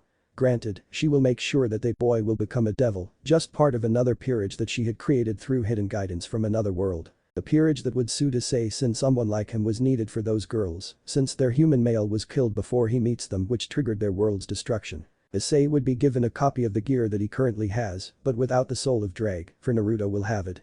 Rias will gain Naruto as a member of her peerage, while the other peerage will gain Issei instead.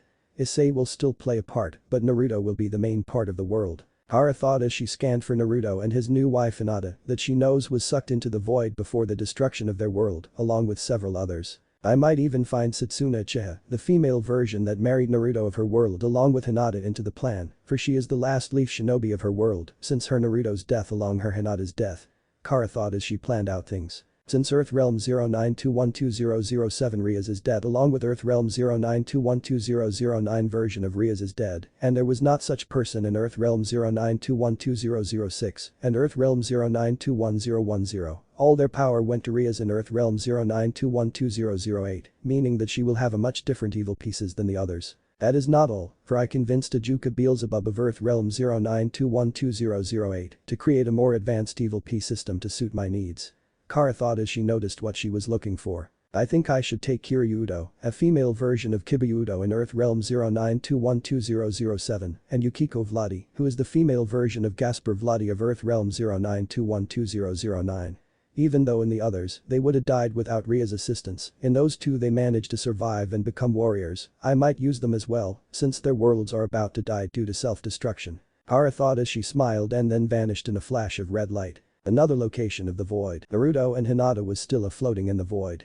Naruto was nearly out of it from the blood lost, while Hinata was out but in bliss due to the fact that she was in Naruto's arms being held protectively. Both of their clothing was shredded due to the rocks, and other sharp objects formed several explosions that had taken place in the void since their entry. Just as he was about to relax, the shock wave from another explosion sends them into a large boulder that was there in their path. Naruto being protective of the last person alive that was precious to him, he once again held onto her tightly. Hinata, I will not lose you, I refuse to let you go unless it is something that one want it would seem, but be it kami or man, I will die before I let you go. Naruto swore in his mind as he held onto her tightly as his back impacted right into the boulder. He had hit it with so much force, the boulder shattered right on impact. The pain from the impact shot through his body. The pain was so great that Naruto could not block it out, but he refused to scream to keep Hinata from worrying about him. Little did he know that she was out cold at the moment, but the pain was bad enough that Naruto blacked out. Even out cold, he still had a protective hold on Hinata, shielding her from any danger that might their way. It was at this time that Kara appeared by them. Kara smiled as she used her power to create a bubble of air as well as shield to keep any more shock waves from bothering them. As if he could sense her and knew that she meant them no harm, Naruto released his hold on Hinata. At this Kara smiled and regretted what she would have to do, but it was needed if things were going to happen according to her plan. Hinata Hyuga Uzumaki Namikaze and Naruto Uzumaki Namikaze, Shinobi of Earth Realm 08052015, you both would do nicely. Mainly you Naruto, the fate cutter of that world, for since my enemy caused your fate to change, I am giving you a new one as well, a mission along with a few others. Kara stated as she then looked at Hinata. You my dear, will have to suffer Naruto withdrawal for a little while, but relax, he will come to you. Your mission is to assist the one that I send you to and prepare things with the others for Naruto's arrival. Kara stated as she snapped her fingers and Hinata began to have a white glow around her. It is going to hurt when you first arrive, but deal with it. You will gain more strength and courage thanks to it. Just do your mission and have things ready for him, for the world would change, but your plans will stay the same, young Kunoichi. I promise you that your Naruto will return to you, but with a better set of tools to work with to change the world as he was meant to. Kara telepathically told Hinata as she slowly vanished into thin air as the glow dissipated. It is here in this void, and a soon-to-be explosion will send it here, sorry Naruto, but you need this blade, so sorry about the pain. Kara thought with a sad face, but smiled as she sensed what the fox was about to do. Naruto, pain is about to come, but trust me, things will improve for you in ways that you never dreamed of. It is time we gods and goddess and other higher beings paid you instead. Kara stated with a smile on her face as looked at him. I know that you will remain alive until I am done with you, it is time that I check on an old friend. Kara stated as she snapped her fingers and vanished into thin air. And the seal that is on Naruto. Damn it kid, you and your damn luck. I hope you survive, for I used up most my chakra to repair the damage that your body had protecting that vixen of yours. I also made sure that you are able to use my power, but I used too much, so this is it for me, and due to the seal I will not reform at all. The Biju that was known as the nine-tailed fox as well the Kyuubi slowly began to vanish. Outside of the seal just at that moment, there was a large piece of land from a world that was destroyed there with an active volcano on it. This volcano decided to explode at that moment, shattering the large landmass. The shock wave from the explosion pushed him further into the void as he was slammed through some more boulders that were there. The body began to bleed as blood ran from the wounds and red chakra engulfed him. It was at that moment that a katana sword came flying towards Naruto and stabs him right in the arm. It has a straight 27-inch blade with a square guard. Both sides of the blade shined with the sharpness of the blade. Its overall length was 40 3/4 of inch.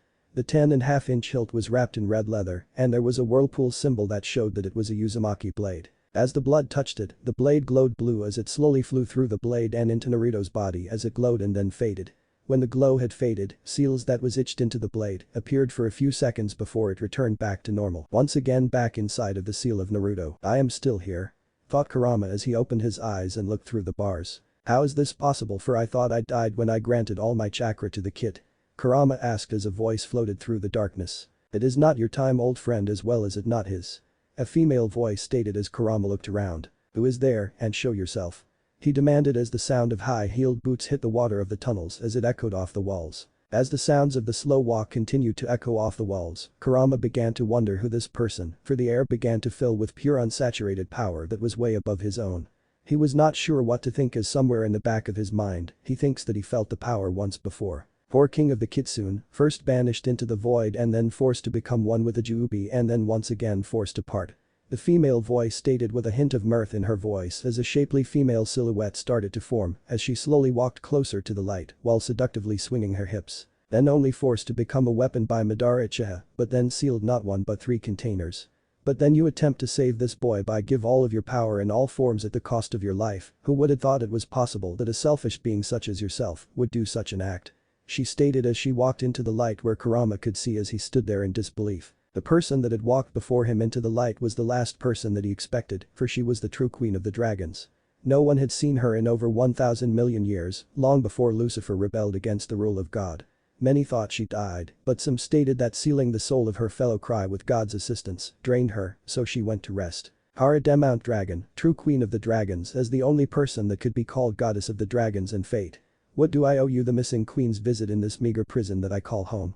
Kurama asked as he eyed the woman that was standing before his cage. I left recover the power that I lost after the sealing, but I woke up to find out that he assisted a sentenced soul in hell with information for her escape. She went back in time of her world and caused a massive temporal quake destroying existence and many worlds. I acted and attempted to save as many as I could, but for many I was too late, so I had to create new realms. Hara stated as she looked at him while walking towards him. Chaos's seal is allowing him to influence beings in many different worlds, guiding them to cause the death and destruction of their world, saying that it is the only way to attain everlasting true peace. So you know my way of dealing with things and send several from his world, including the one that enslaved you and the one that killed all that he cared for is in this other world, a world where that versions of him had already saved 3 million years ago, he could save it. Kara stated as Kurama snarled at what he was being told. You mean to tell me that reject is the reason why I am dying in this void? Kurama roared as the cage bars rattled. Yes, his new faction is a mixture of several races and bear the name of an enemy that you and Naruto had in your world. They are hiding in the shadows while assisting others to move in the world, their goal is to end all life. Kara stated as she looked at her longtime friend. You and Naruto are to be my tools, but him mainly to be my champion, his influence or ability to talk to this group that has taken the name of the Akatsuki. I cannot stop without breaking the laws that Father created for all beings to follow when he created existence, that we follow the laws that he gave our races and act in accordance to them. Kara stated as she looked at him. He managed to screw up a young devil's plans, for she was fated to build a peerage that would become heroes. He also managed to create some other issues, but I had assisted, but still 2 souls died that should not have. Kara stated as she looked in the eyes of Kurama. I managed to protect the other timelines, but the fucker managed to send one to total annihilation and corrupt another one in the main existence when I caught him, and that is the one that you two will be headed into.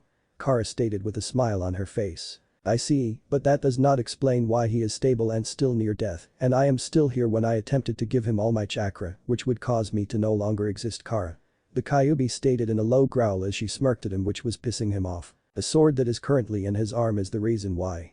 This very sword can only be held by a Gremory or Uzumaki, and it is his, my gift for its name is Shadow Cutter. Kara stated as she sat there looking at her. You mean it is in his arm, the blade that cuts through shadows which results in cutting through the actual thing that casts the shadow, the blade of death and destruction that will only serve those of pure heart, the blade that even God, your father feared even more than the 13 Longinus, since it only needed to cut the shadow of the person to kill them. The Kyuubi asked as he looked at her with wide eyes. Yes, but now before I attend to any more of your questions, listen well. Hinata is not the only one that I am bringing into this, for there is another one from another Naruto world that is too far gone to be saved. That is not all, for there is a soul that is different but the same as one of the souls that were lost. She stated as she placed her right index finger by her mouth. That is not all, there will be a few others from the void will come and I will make sure that devil gain them. Kara stated as she looked at Kurama. I have not decided if I just copy your power and free you or let you gain a roommate and things will change in here for you. She stated as she held out her right hand as a large orange ball of energy appeared. What is that? Kyuubi asked looking at the ball of energy, well sensing that it was familiar somehow. This is the other half of you Kurama and there are a few other changes that will take place. If you stay here, then you will become Naruto's partner in this new world and will work with his new roommate when he comes. She stated with a smile and a gleam in her eyes to show that there was not room for argument. But before I decided if I keep you here or allow you to leave the seal, inform me what you have planned if or not in this seal, and if I return you back to your true form. Kara stated as her smile became a sadistic smirk on her face. In the void at that moment, the barely alive body of one Hinata Hyuga Uzumaki Namikaze was floating in the void. She was slowly dying from the lack of oxygen. A small shower of rocks had cut into her and shredded her clothing, but she was still alive, despite the bleeding that was going on. Even though her clothes were shredded, they still managed to allow her to keep her modesty. The pouches were still in one piece as they remained on her body still. The whole time, she was saying Naruto's name over and over. Even though she was in pain, her mind was on Naruto. In the matter of seconds, a large red dragon appeared and flew by. Her body landed on the dragon right paw as he went through a rift that had formed. An Earth Realm 08262015. This world was very much like the one that Naruto was in, but the time was much different and the path was different. In this one, the invasion of Orochimaru was years ago. In this world, Naruto was not banished and like the main one remained in the leaf. In this world, Sasuke was born as a female instead of male and was named Satsuna. That was not all, for she had been in love with him from the shadows as much as Hinata did. But that is just the start of the differences. At the moment, there was a full moon which hung high in the sky, bathing the forest that existed below in its light. Far in the distant, there was rumble of thunder as lightning danced to show that there were dark storm clouds fast approaching the area as they began to cover the moon and its light. This was a forest that was deep in the land of waves. The wind howled as it whipped through the trees and leaves that were still on the branches as other danced in the air. Thunder boomed through the air as it vibrated everything that was there in the forest. The rumble of thunder slowly faded as more lighting danced through the clouds. Right after the streak of lighting streaked between the clouds, there was another boom of thunder that shook the air. This time the light from the lightning illuminated the area which showed a humanoid figure laying on a tree limb that was half up the tree. This figure was dressed entirely in black and due to the fact that it hugged each and every curve of the body of the wearer. Even though there was pieces of armor which was made of metal that was light, one could still see that his person was indeed a female. She was in hiding, for she knew that she might be the last if not among the few that survive of her village being destroyed. For the second time in her life, she had lost everything that she had loved, cared for, and respected. This time though, there was no one to comfort her, no one to attempt to get into her good graces. The reason why Konohagakure currently is nothing more than ruins just like their allies Uzugakure at the beginning of the Third War. Who was this Anbu-dressed woman? Simple, she was none other than a 16-year-old Satsuna Uchiha Namikaze, one of the two wives of one Naruto Uzumaki Namikaze. Hinata had taken the Uzumaki name since Naruto was rebuilt both clans. She smiled as she recalled her name, for it was Naruto that kept her happy and made her happier as even before the Chunin exams, even though she did not want to admit to it back then. She smiled, for Naruto had a power to do things that no one thought was possible. Yeah, when we graduated we were nothing more than 13 years old with no experience in the real world. Satsuna thought as she recalled the day they graduated in her mind. Then the day Team 7 was formed, even though I acted so emo all the time, I was actually happy to be on the same team with him. Satsuna stated in her mind as a smirk appeared on her face. The dope might have been a dope, but he was my dope. Satsuna thought as the smile grew on her as she recalled the times he'd done something stupid, but in truth she knew that was his mask, after all her and Hinata stalked him a lot. To think, he held such a creature of pure chakra, and those fools that wanted him dead did not know that they almost turned him into a self-fulfilling prophecy. He is really strong. Satsuna thought as all things that she witnessed him go through flew through her mind and admire the fact that he did not hate the entire village for it. One look at Satsuna, one could tell that if she was standing, she would be standing at the height of 6 feet tall and had a slender body build with decent size to add to it, which was shown in great detail due to the Anbu outfit that she was wearing. Due to the outfit, one could tell that her body measurements were 39 inches at the 22 inches at the waist and 34 inches at the hips. She had her long black hair tied into a ponytail with a dark red ribbon as it reached to the center of her back. On her right shoulder was a black and dark gray Uzumaki clan mark and on her left shoulder was the Uchiha clan mark where it was white was dark gray and where it was red was black. Tied around her head was a leaf headband, for her mask was shattered during the battle that she had fought a week ago. On her back was a 3-foot-long katana sword with its hilt wrapped in red leather with it sticking up and popping up over her right shoulder. There was a kodachi that has the same kind of hilt, but the hilt was poking out from her left side as the point from her right side. Both scabbards were black in color. Around her waist was a black leather belt. Strapped on her legs were pouches that were made of tougher material than the outfit and they were filled with kunai and shuriken. On her waist were several more pouches that were filled with scrolls and explosive tags. They were all black in color. On her feet were black Anbu combat boots as she had chin guards, wrist guards, and a flak jacket that was black as well official Anbu issued. She was a natural beauty due to her smooth skin. She had no need for makeup. There was a gash that ran across her right eye which was still fresh since it happened just several weeks ago. At the moment she had both of her eyes closed as she took a deep breath and continued to lean against the tree. Why someone like her was in a Anbu outfit? Simple, like her Hinata had one as well and they were issued to them by none other than Tsunade. Why? Naruto was a walking target of the Akatsuki. That was a mess in its own right. Satsuna thought as she sighed while keeping her eyes closed. The air smelled of dried blood and death at the moment, for that was due to the fact that she had not found the time to take a bath yet, for she had to make sure that none of the United Forces would find her. She wanted to be sure that she was safe before taking a bath, so she was remaining on alert. I recall when he almost died protecting me, but at least he managed to strike a killing blow to that snake freak that was after me. She smirked as she recalled when the bastard had a look of shock when Naruto somehow sent Biju chakra into the sword that was in his hand, which traveled into his body burning him from soul and out. Rest of the part of the test was okay, but that was when it happened. After the second round, they discovered Orochimaru's plans, but Suna denied them all. They even opted to pull out their genin as proof. The invasion that was planned did not take place as it was meant, for only the sound ninja attacked, thinking that the sand was still there. The reason why, Kabuto did as he was ordered and sent the signal thinking that Orochimaru was still alive and leading them, and that the Sand Village shinobi was still on their side not knowing the truth. Most of the sound ninja as well their entire command structure was wiped out that day. This was due to the fact all the ninja that were in their ranks used for the attack. Giving Sand a chance to make up their mistake even though it was not true they fought alongside the Leaf and slaughtered the sound ninja they could find. At the time they thought they wiped out Sound, but later on they would learn that some of the sound ninja did escape. However, though this sparked another event. The third Hokage was thinking that it was time for him to retire. This resulted with him asking Jiraiya to find the one that he had chosen and bring her back to the village to take the mantle of Hokage. Satsuna at the time was thinking about the events that had taken place. She decided to have a talk with Hinata since they had become stalking partners. Her concern was the fact that some of the villagers were starting to view Naruto differently. This included females which sent off warning signs to her. Only person she would not mind share Naruto with, and that was Hinata, since she had seen the true Naruto, while the other followed the crowd and hated him. At that moment, Naruto left the village with Jiraiya. During that time Itachi and his partner came.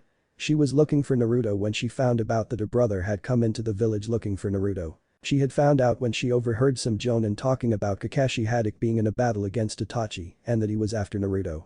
It pissed her off when a civilian who overheard made the remark they hoped that Itachi found the demon brat and take him away, but she let it slide for now, for her Naruto was in trouble. She knew the secret about Naruto and felt sick that her brother was after Naruto for that power that he had.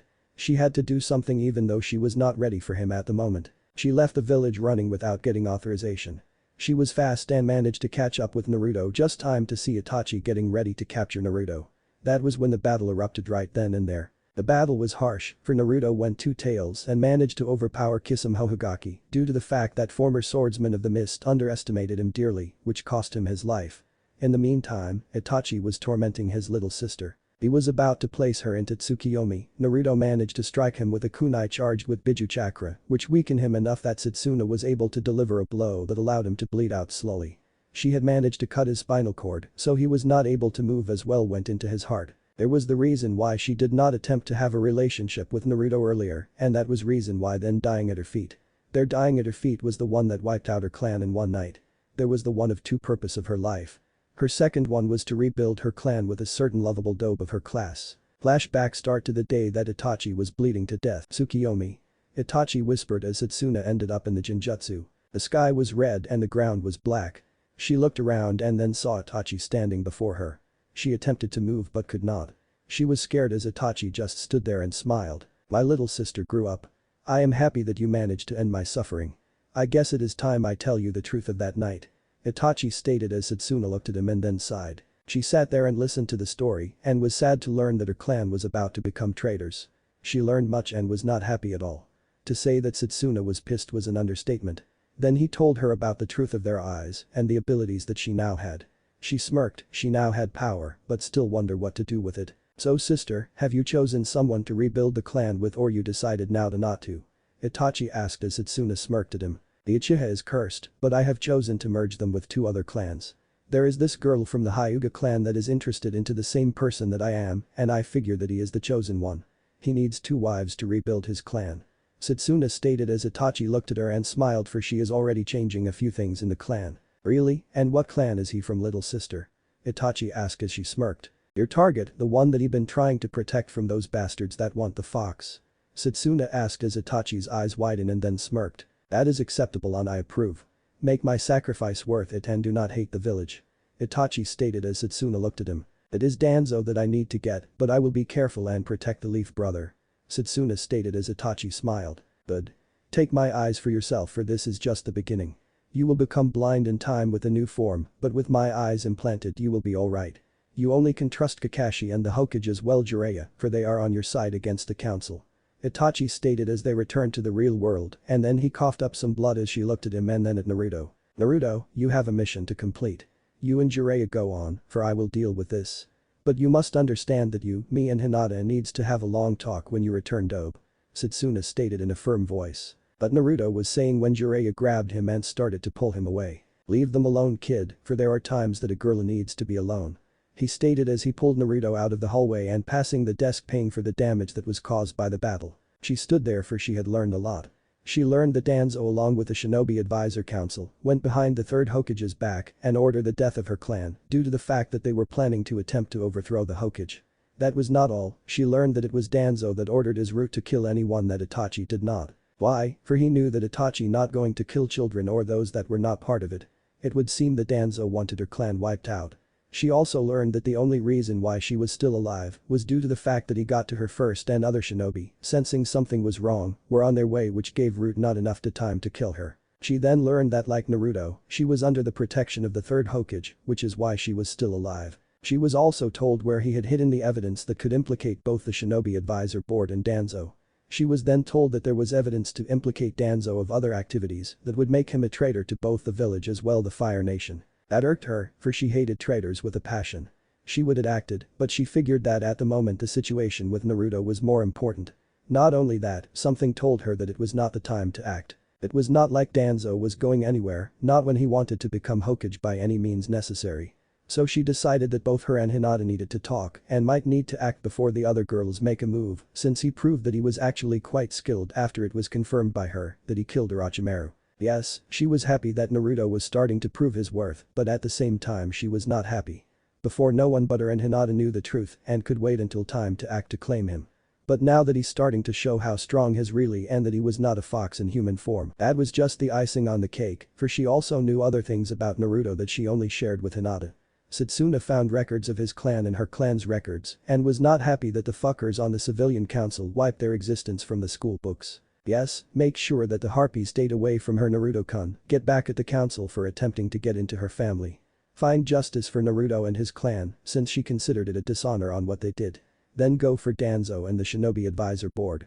Those were her list of things to be done. So with that, it was clear that both of them indeed needed to act. They needed to protect Naruto from those greedy bastards on the civilian council, the same ones that attempted to have their sons worm their way into her clan through her. Funny, they never would have thought about Naruto until now. Naruto the dead last is starting to show that he might be the best they had to offer. This was something that and only Iruka-sensei, the third Hokage, her and Hinata were the only ones that knew it. Yes, no one needs to get our Naruto-kun. Satsuna stated to herself as Might Guy appeared as he crashed through the window that was leading into the hallway. HNN. Satsuna remarked as she ignored his battle cry as he came through the window. You know you're late, but it is good that you are here for I need someone to carry my brother's body back to Konoha. Satsuna stated as Guy looked dumbfounded at the scene and then smiled. I see that your flames of youth were strong enough for you to avenge your clan, well done Satsuna. Guy yelled as Satsuna shook her head side to side as she took Itachi's sword that laid on the ground next to the body. No, I had help and the reward for his death would be shared with Naruto-kun. Satsuna stated with affection before she realized that she let it slip. Good, it is good to see that you are admitting your love for the blonde, but relax, me and the others will await until you are ready to let it be known. Guy stated with 2 thumbs up. Before that, I need to take the eyes and his gear. She stated as she reached into Itachi's pocket and pulled out a vial with preservation fluid in it. Why? Guy asked as Satsuna smirked. First, his gear is mine by right and as for his eyes which I am extracting, well that is a clan matter. Satsuna stated as she got to work. Flashback end. That was how she had avenged her clan, but of course it was with Naruto's assistance that it had happened. Because of that, one of her 2 dreams for the future was completed. Now it was time for the second, and that was to rebuild her clan. Of course she had already picked someone out for that job, and that was none other than Naruto Uzumaki, or as she knew the true name Naruto Uzumaki Namikaze. She had shivered lust as she recalled her thought about Naruto's stamina. Then she also smirked as she thought about Uchiha ninjas with the stamina of an Uzumaki that were natural-born pranksters. They would be so skilled that even Anbu would have trouble with them. Kami helped the elemental nations. She recalled all her plans and ideals. She also recalled how everything went downhill quickly just recently, but then her mind flashed back to the event that had taken place right when returned. The time she revealed her feelings and plan to the Hokage. Flashback start. The sun was high in the sky when both of them arrived back at the gate leading to the village. Right at that moment, an purple-haired female Anbu appeared right before them. She had a one Nico mask and looked right at Satsuna. Satsuna Uchiha, I am to place you under arrest for unauthorized exit of the village. Stick your hands out so I may escort you to the Hokage. The female Anbu stated in a firm voice as she got ready for resistance from the spoiled Uchiha. The female Anbu that arrested her was expecting Satsuna be acting like a spoiled brat and to argue with her about being arrested. But what happened was a complete opposite. For Satsuna smiled and stuck out her hands for the chakra cuffs that placed on her. This shocked the Anbu who went by the name of Nico. She had a whole squad hiding just in case there was an issue. Out of the things that she thought would happen, this was not one of them. Something was not right and she wanted to get to the bottom of it. Lucky, her orders were to take to the Hokage first before anything else was to be done. Tell the Hokage that I be there with my report, for I have to drop something off at T&I, Guy stated as he handed her a scroll that she knew what was in it. Well Nico, I am ready to face the music when you are ready. Satsuna stated with a smile as they both vanished in a swirl of leaves. In the Hokage office, the third Hokage was sitting at his desk smoking his pipe when they walked in. Satsuna was silent and humbled as she was escorted through the door. She could tell that he was not happy about it, but she could see also that he was shocked that she was not resisting or acting like a spoiled brat, which was her mask. Do you know why you are in chakra suppression cuffs and stand before me at this moment? The third Hokage asked in a firm voice as he took puff from his pipe. Yes Hokage-sama, I left the village without authorization, but let it be known that I did not resist and came accordingly on my own free will when Joninkai might appear to bring me back. Satsuna stated as the third Hokage looked at her with his eyebrow up. Nico? The third Hokage asked as he looked at the female Anbu that had escorted Satsuna to him. He stated that he had something to drop off, but from what I seen she is telling the truth. The Anbu stated as the third Hokage took another puff from his pipe. I wonder what he had to drop off. The third Hokage remarked as Satsuna smirked. Itachi Uchiha has body to T&I, minus his eyes which I removed along with his sword which is mine by right. Of course I have them in this scroll and due to clan secret act in the village charter, I will not grant them to you. Satsuna stated as he looked at her wide eye. I see, you left without authorization to avenge your clan which you did. The third Hokage remarked as she smirked back. No, I left for another reason Hokage-sama. Satsuna stated as he looked at her funny. Really, as I recall that was all that you had talked about doing. If that was not the reason then why did you leave the village without authorization to do so? The third Hokage stated with interest. Itachi took so much from me last time, but I could not let him take Naruto from me since I chose him to rebuild my clan with. Satsuna stated with blush as the third Hokage just sat there with his eyes wide and dropped his pipe. Oh my god, Kami help us. Nico replied as she recalled all the pranks that Naruto pulled off and shuddered when she thought little versions of Naruto running around wielding the Sharingan, which also caused the third Hokage as well to shudder at the thought as visions of such children appeared in his mind. And Kami, I am retiring again, but damn, are you trying to destroy the village by doing that? The third Hokage remarked as a joke as she looked at him with a straight face. After all, the civilian fuckers did him all his life because he had the fox in his gut, might as well. She remarked as the third Hokage face faulted along with Nico as the others Anbu that was hidden in the shadows of the office fell to the ground from their hiding places in disbelief. So this how he felt when he pulled out pranks. Satsuna thought as a smirk appeared on her face as she fought the urge to laugh. Oh, the third Hokage was asking, she smirked. They all broke your law, but in a roundabout way that at the same time that did not break it. I have heard them call him demon, monster, they even called him several times fox monster in human clothing. Satsuna stated as she sighed. Let's not forget the drunks on his birthday, for they chased him calling those things as well, the murderer of their friends and family. They also stated that they needed to kill him before he destroys the village like he once almost did. Satsuna stated in a firm voice as the third Hokage just massaged his forehead. Hinata Hyuga was not the only one that stalked him, you know, for I did as well.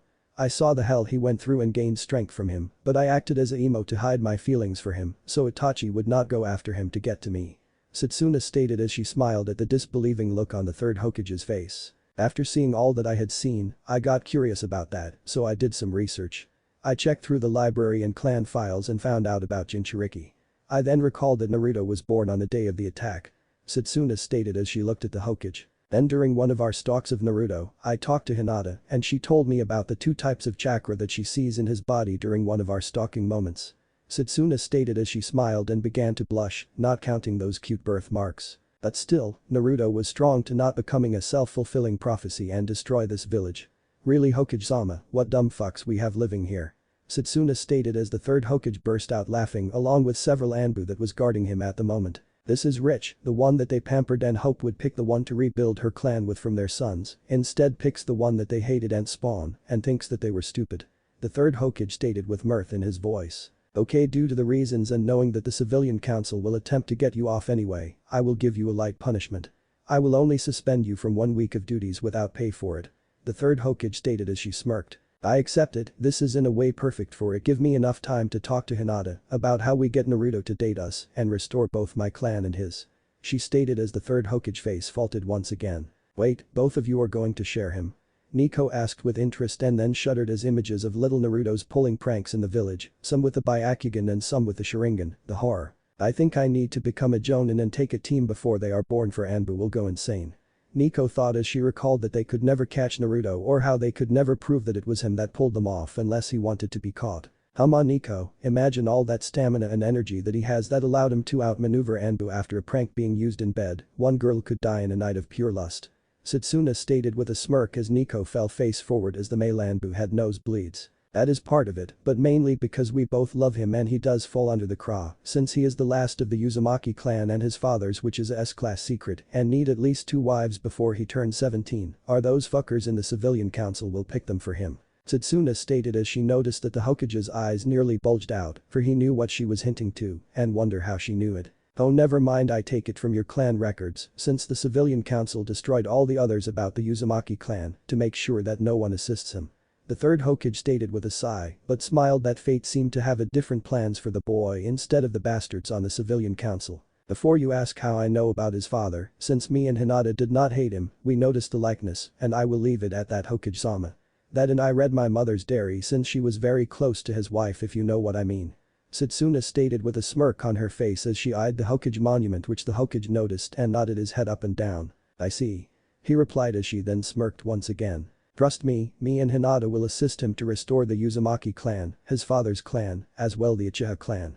Satsuna stated with a feral smirk on her face. As for the fuckers on the civilian council, they can all go to hell, for I secured all records that I found in my clan's library and sealed them. She stated as she looked at the Hokage who saw the fire in her eyes. As a matter of fact, Hokage-sama, I like to report that I found signs over the past 2 years that someone has been trespassing in there trying to find what I hid. Satsuna stated in a firm voice as the third Hokage nodded his head. Nico, set up a guard to watch her library. Satsuna, I will talk to Jiraiya about placing a blood seal to secure it for you.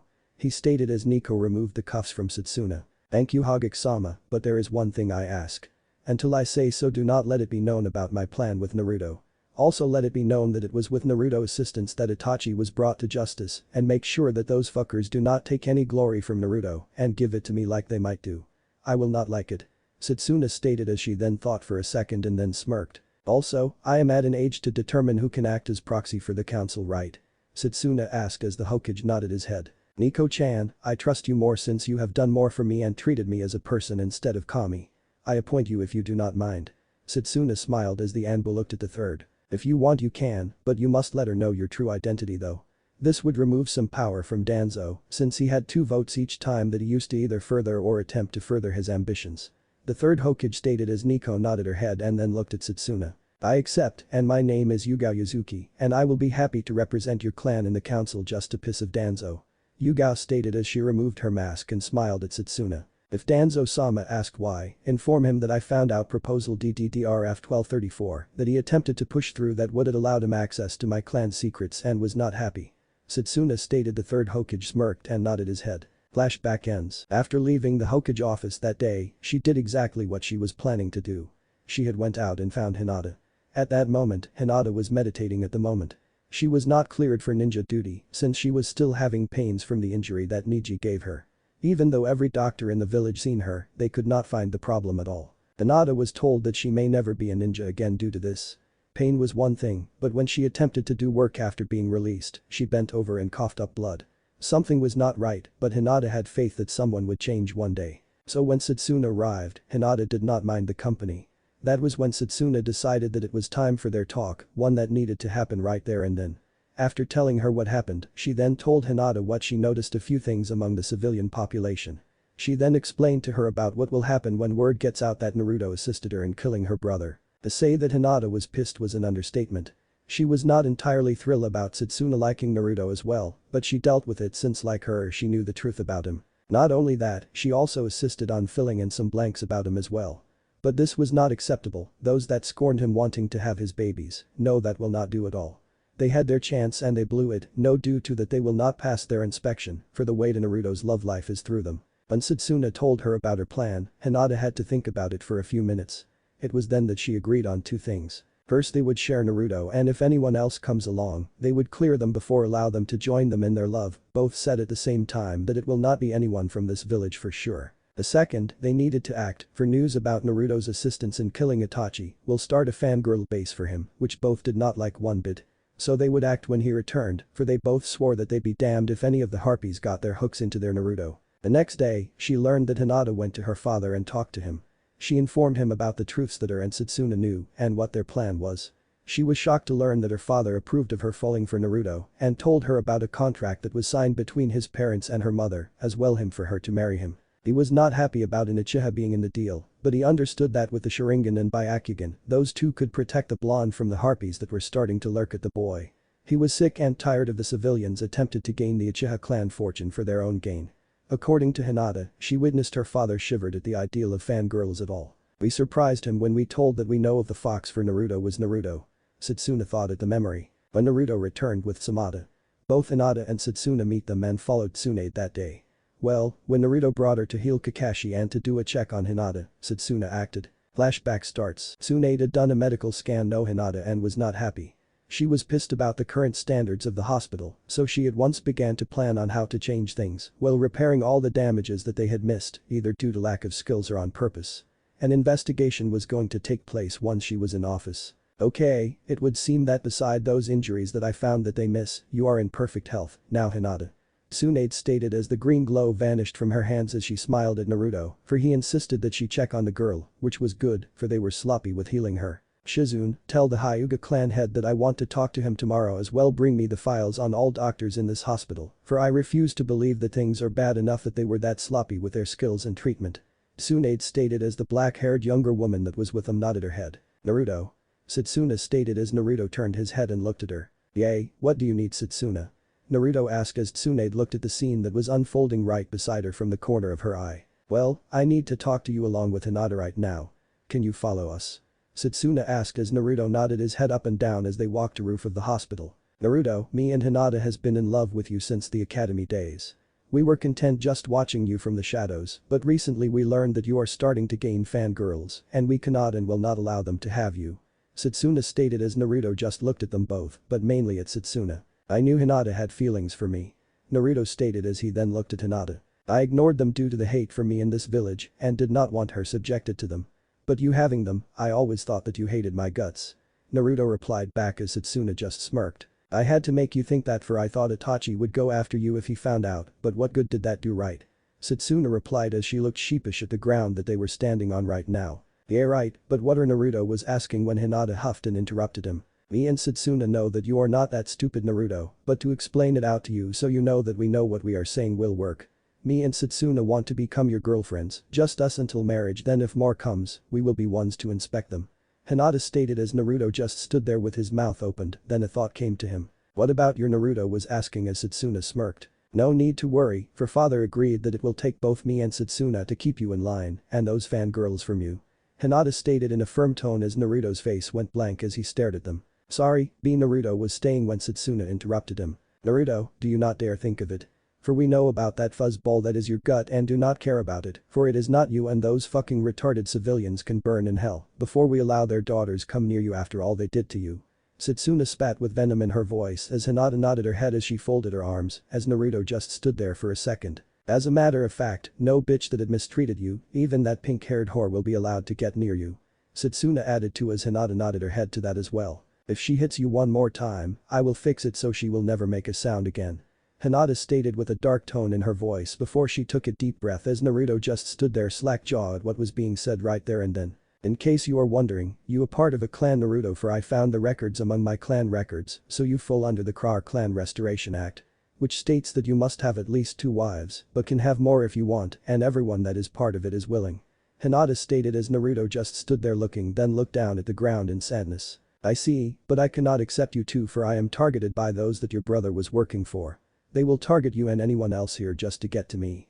I cannot Naruto was saying as both Hinata and Satsuna punched his daylights out and then looked at him with a firm look. Forget asking Satsuna, I think we have to force this on him. He thinks that he is protecting us by not allow us to be close to him. Hinata stated as Naruto just laid there listening to them. You're right, Hinata. I forget that there are times that he could be such an baka. Satsuna stated as Naruto slowly began to black out but could still hear them talking. That hit Naruto was for being stupid Naruto. Hinata stated as Satsuna nodded her head up and down which Naruto saw as he slowly began to black out. Sorry, but you have not choice in the matter for no one you are our man and we are your women dope. Satsuna remarked as Hinata huffed as darkness claimed him. I agree. Hinata stated as Naruto completely black out but heard the final words before being out cold, which was when Jiraiya appeared and saw a knocked out Naruto and two pissed off females. What did I walked into? Jiraiya asked as Tsunade walked out of the door. Take him and train him as we agreed, for he just got educated, that is all. Also tell him that he has no choice in what they talked about. Tell him that I order him as Hokage to accept their offer, for they will not back down. She stated with a smirk on her face. Also tell him about his clan and what the civilian council might do to take what belongs to him by right, and by accepting these two he is protected. Tsunade stated as Satsuna and Hinata looked at her with a dark look on their faces. Lady Tsunade, what would they attempt to do to Naruto-kun? Satsuna asked in a dark voice. Yes, Lady Tsunade, what would those bastards attempt to do to our Naruto-kun? Hinata stated in a low and dark voice that sent chills down even Tsunade's spine. The girl that they hook him up with will take everything that he owns and then divorce him. Tsunade stated as both Hinata and Satsuna growled and then looked up at her. Over. Hinata stated in a dark voice. There. Satsuna stated in dark voice. Dead bodies. Both of them stated as the same time as Tsunade smiled at them. These girls did love Naruto. Holy shit, no one but too many Kushina's kid.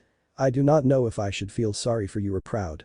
Jiraiya thought as he looked at both of them as he recalled the times that Kushina was angry. While you at it, I think you should inform him about his heritage as well. Tell him that they will become stronger while you two are gone, for I will see to that. Tsunade stated as Jiraiya looked at her then at the girls before walking over and picked up Naruto. I think I know what took place here, damn Gaki, you got some luck. Jiraiya stated as he put Naruto over his shoulders and left as Tsunade turned and looked at two girls. I heard it all. Are you two willing to go through hell just so you can stand by him? Tsunade asked as they both looked at the new Hokage with a firm look on their faces. Sometimes the best things are worth working for, so yes. Hinata stated in a firm voice which showed along with a look on her face with conviction. I went through hell already, so that is no problem for me, but if going through it again will make me stronger, then bring it on for the time of a new Hyuga and Uchiha will come from him. Satsuna stated as Tsunade looked at her. Okay, you two will go through Anbu training for the time he is gone. Then he will have no choice but accept you two, for at that time the council will attempt to force him to take two girls if he did not. Tsunade stated as a growl came from both girls, showing that they were not happy at that. We will eradicate the council for you before we allow that to happen. Both Hinata and Satsuna said at the same time. Flashback end. Tsunade had convinced Hinata's father to allow her to train with Anbu. He agreed when she told him and laughed when she informed him about the conversation that she overheard on the hospital roof before both girls knocked him out. 2.5 years passed. During that time, Hinata and Satsuna not only trained but worked in the Anbu. Satsuna with her Raven mask earned the name Raven of Death and Hinata with her Indigo Dove mask earned the nickname the Indigo Angel of Death. The two worked well together to the point that no one dared to questioning them two being on the mission together. Well, when Naruto came back after his training trip and accepted them as his. He did it like he had a choice, but in truth he knew that he did not.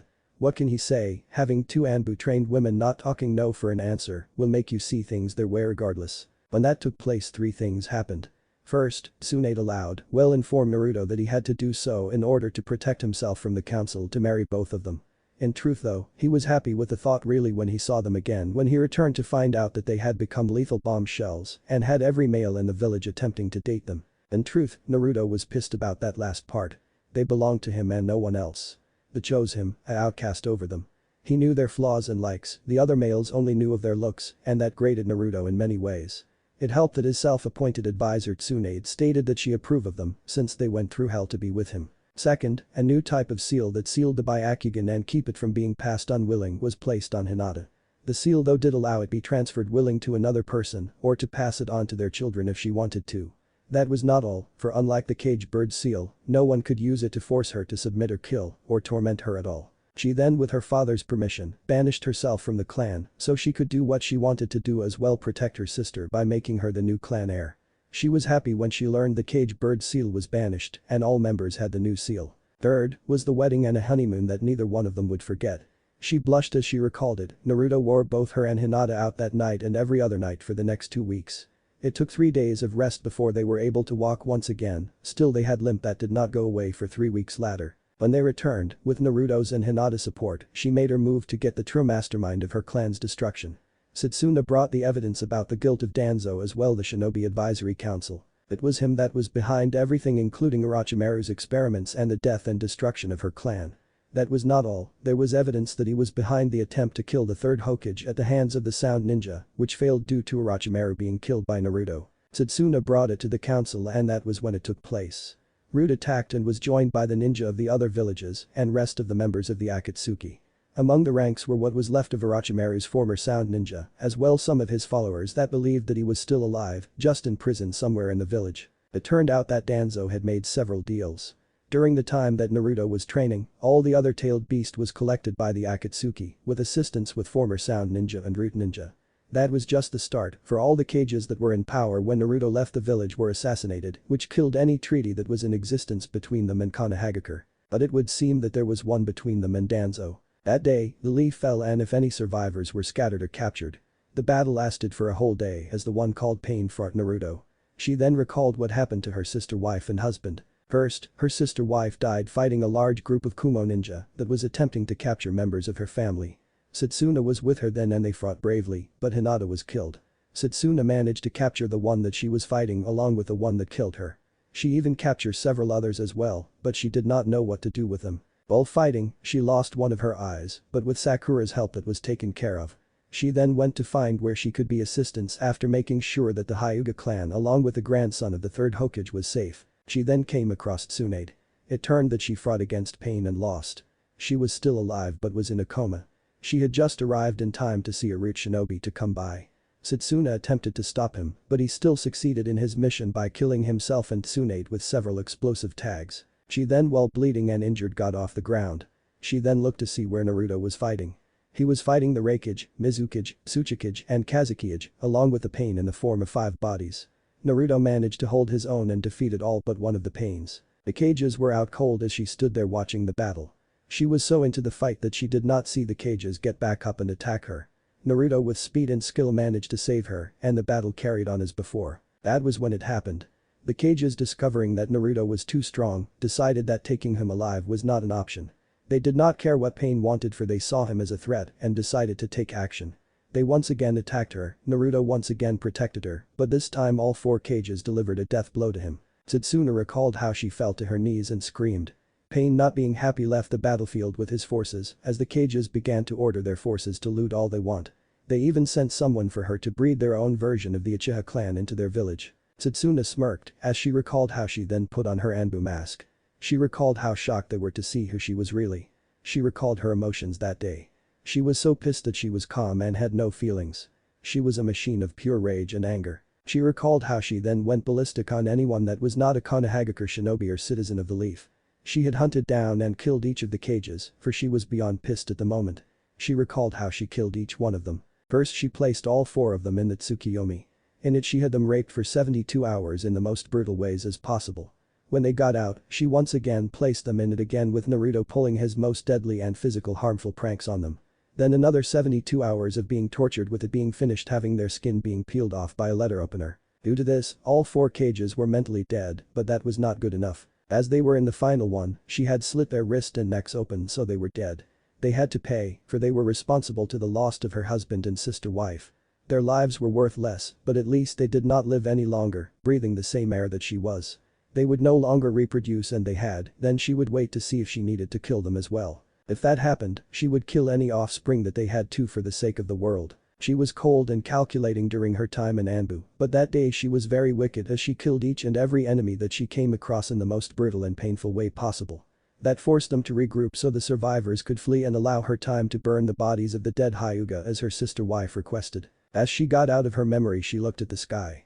There was a sad look on her face as the smell of death was in the air since she had not bathed since that day. At the moment she did not care. "I miss you too," she stated as she was wondering if the spirits of her dead husband and sister wife were there looking and watching over her. She took a deep breath. In the matter of seconds, she opened her eyes. She revealed that she had a Byakugan eye implanted. During the fall of the leaf, she lost her eye and Hinata who could not be saved and dying, gave her the eye. That was not all, for she also asked for her other one to be destroyed as well any bodies of the Hyuga clan which she kept. She smiled as she recalled after the battle. Sure the village was destroyed and had fallen, but the enemy got nothing. All prisoners were freed by her during her killing spree. Her sister along with some branch members did manage to survive the invasion. Hanabi with Konohamaru Sarutobi which was the third Hokage's grandson. That was when she smiled, for something just came to her mind. The eldest Hyuga daughter gets the son of the fourth Hokage, as the youngest gets the grandson of the third. Something about those two and the Hokage bloodline, well, what can I say, for I went after the son of the fourth as well, even though me and her did not know it at the time. Satsuna thought as she continued down memory lane, even though it was after the attack. Sakura, who was part of her and Naruto's team, did the transplant. She managed to survive and left with her parents to find a new home. She then started a fire to burn the bodies. She had gathered all the books and scrolls that she could find and then sealed them into a single scroll to carry. All survivors determined that they were not strong enough to rebuild the village, for there might be another attack in the future to finish them off. So they left and rebuilt their lives elsewhere, but mainly in the capital, and joined the daimyo's military where their skills could be used. Another war might come soon, thought due to that day. She then recalled how she went to the memorial stone and saw Kakashi there. He had not left yet and was not sure if he was going to. He had lost all purpose in life. She recalled how she thanked Kakashi for he had taught her. She then burned the names of all those that fell during the battle, regardless if they civilian or ninja, with her lightning chakra into the memorial stone. She then did something that she would never do if the village was around. She cried her eyes out as Kakashi stood there with her. The next day, he left deciding to join others in the capital.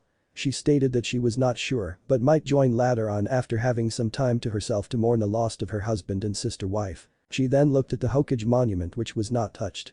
She did something that she never thought that she would do. For when she was done, there next to Tsunade's face on the Hokage monument, she had used Earth Jutsu and made Naruto's face on it. She then had the following words under the Uzugakure and Konohagakure symbols that was right past it. She then did a warning as well, an oath that was both a promise and threat to anyone that came to pick from the ruins. The leaf or scatter and the whirlpool is disrupted but not gone. Both are still strong and the will of fire still burns bright. Some place, some time, both will rise stronger again. Enemies will fall before their might. We will return with a vengeance. Both of the shinobi of the Leaf and Uzumaki clan will raise again, so wash your necks when we come calling. I do not know what got me to do that. Satsuna thought as she sighed as she recalled the semen sample that she had collected from Naruto's body that day. It will not be as fun as the actual deed, but at least the Uzumaki Namikaze clan will survive with this act. She thought to herself. That was when she looked up to see a black hole in the sky right above her. She was not sure, but she knew that it was like Kakashi's Kamui Jutsu that he could do with his eye. That was alarming since only the one that are still alive is the one that called himself Madara, or her as well Kakashi, but she seen him fall yesterday before she could save him. Before she could act, the vacuum that was created by the hole sucked her into it. That was when hundreds of streaks of lightning began to dance in the sky, non-stop as the earth shook. History since in this one, Naruto lived his life just like in the anime series with the same outcome. In this world, Naruto was not banished and became the hero that he was meant to be. He even became the 7th Hokage and married Hinata Hyuga and fathered a son and daughter with her.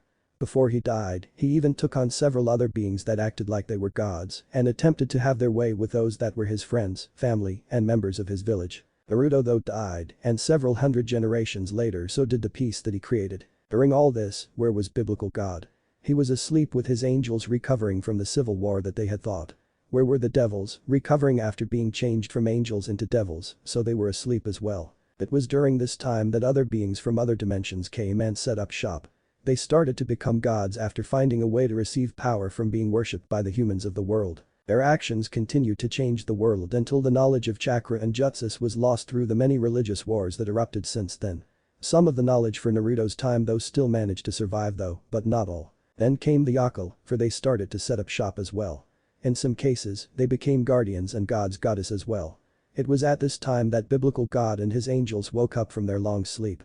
The same was with Lucifer and his devils. Biblical God then noticed that some of his angels had wings that were black in color and more crow-like instead of the dove-like and the color white.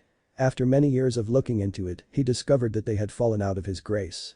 Instead of doing the same thing that he did to Lucifer and those that followed him, he just casted them out of heaven. While the fallen angels looked for a new home, biblical God was not happy at all with what he seen of the world.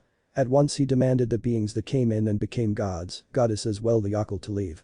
The Yakel that became guardians though managed to make a deal.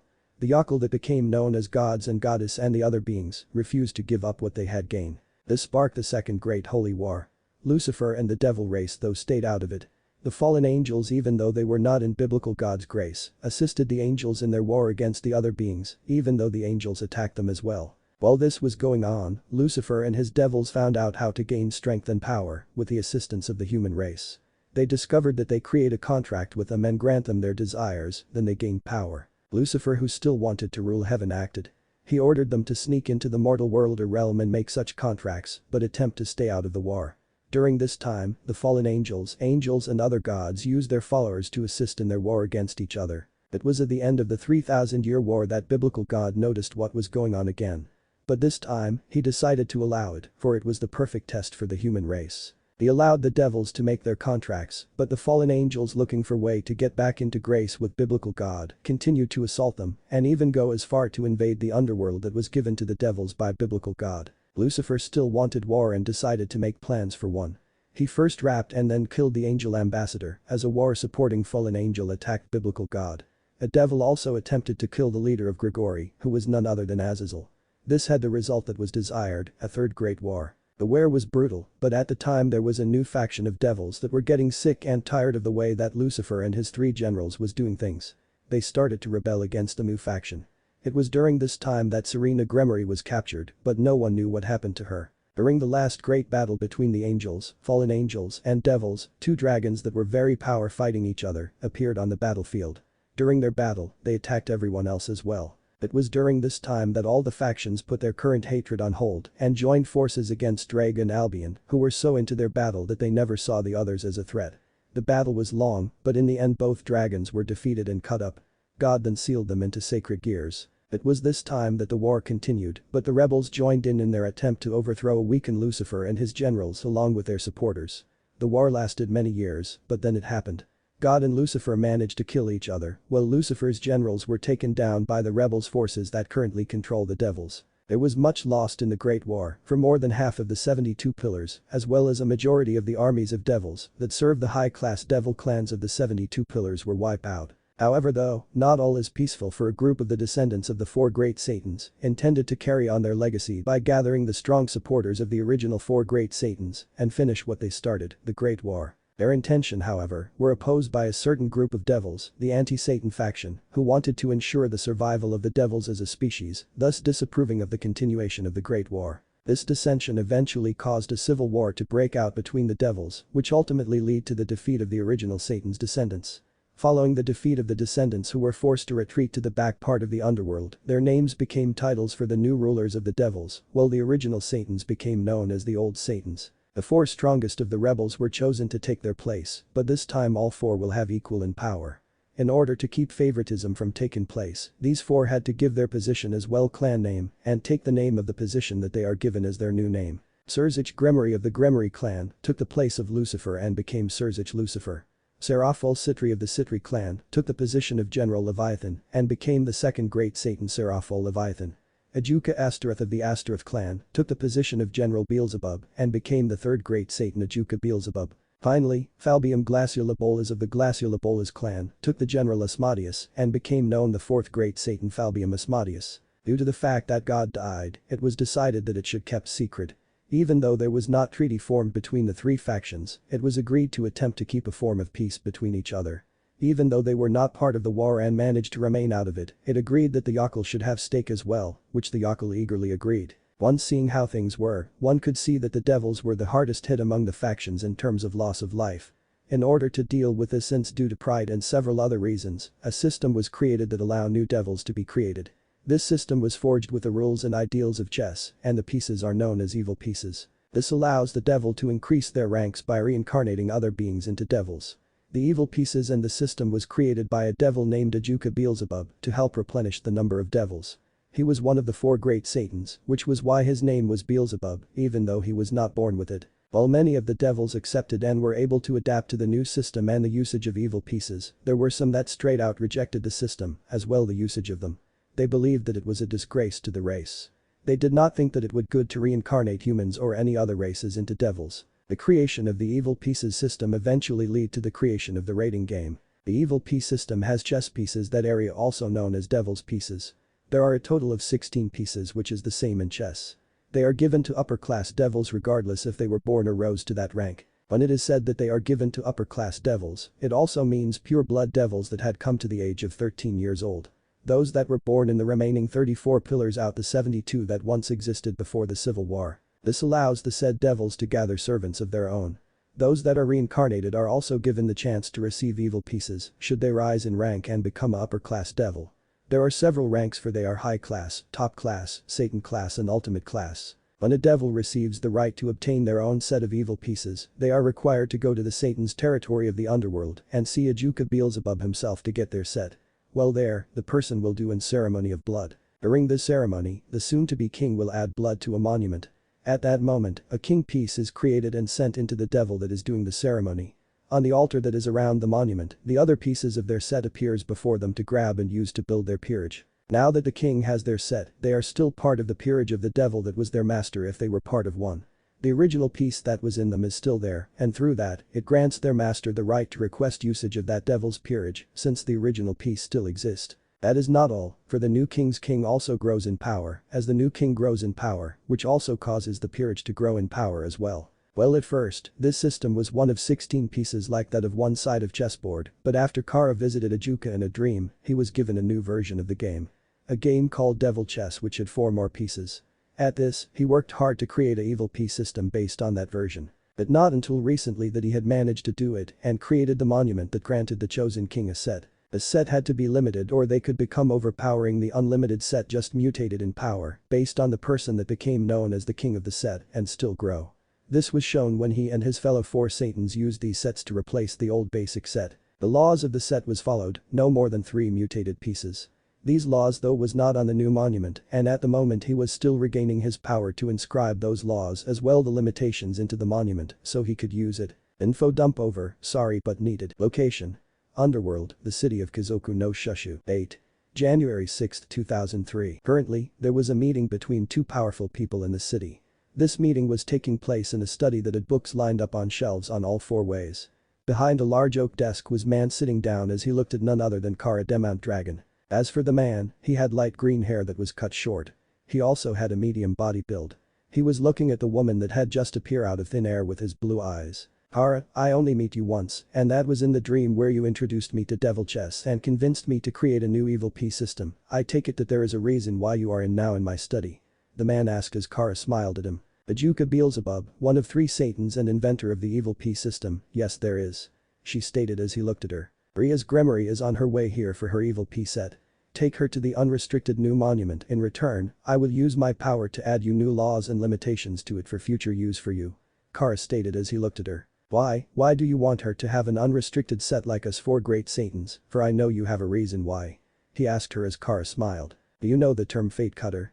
Kara asked as he looked at her and nodded his head up and down. Yes, a person whose fate is not set into stone that could alter the course of the world and influence it a great way. If I recall right, the Forsaken, which is that race that existed long time ago before the current humans came, had one named Naruto Uzumaki which brought peace that lasted a long time. Ajuka stated as he recalled the strange humans that appeared recently that been collected into peerage. They were human, but used chakra like certain Yakel species.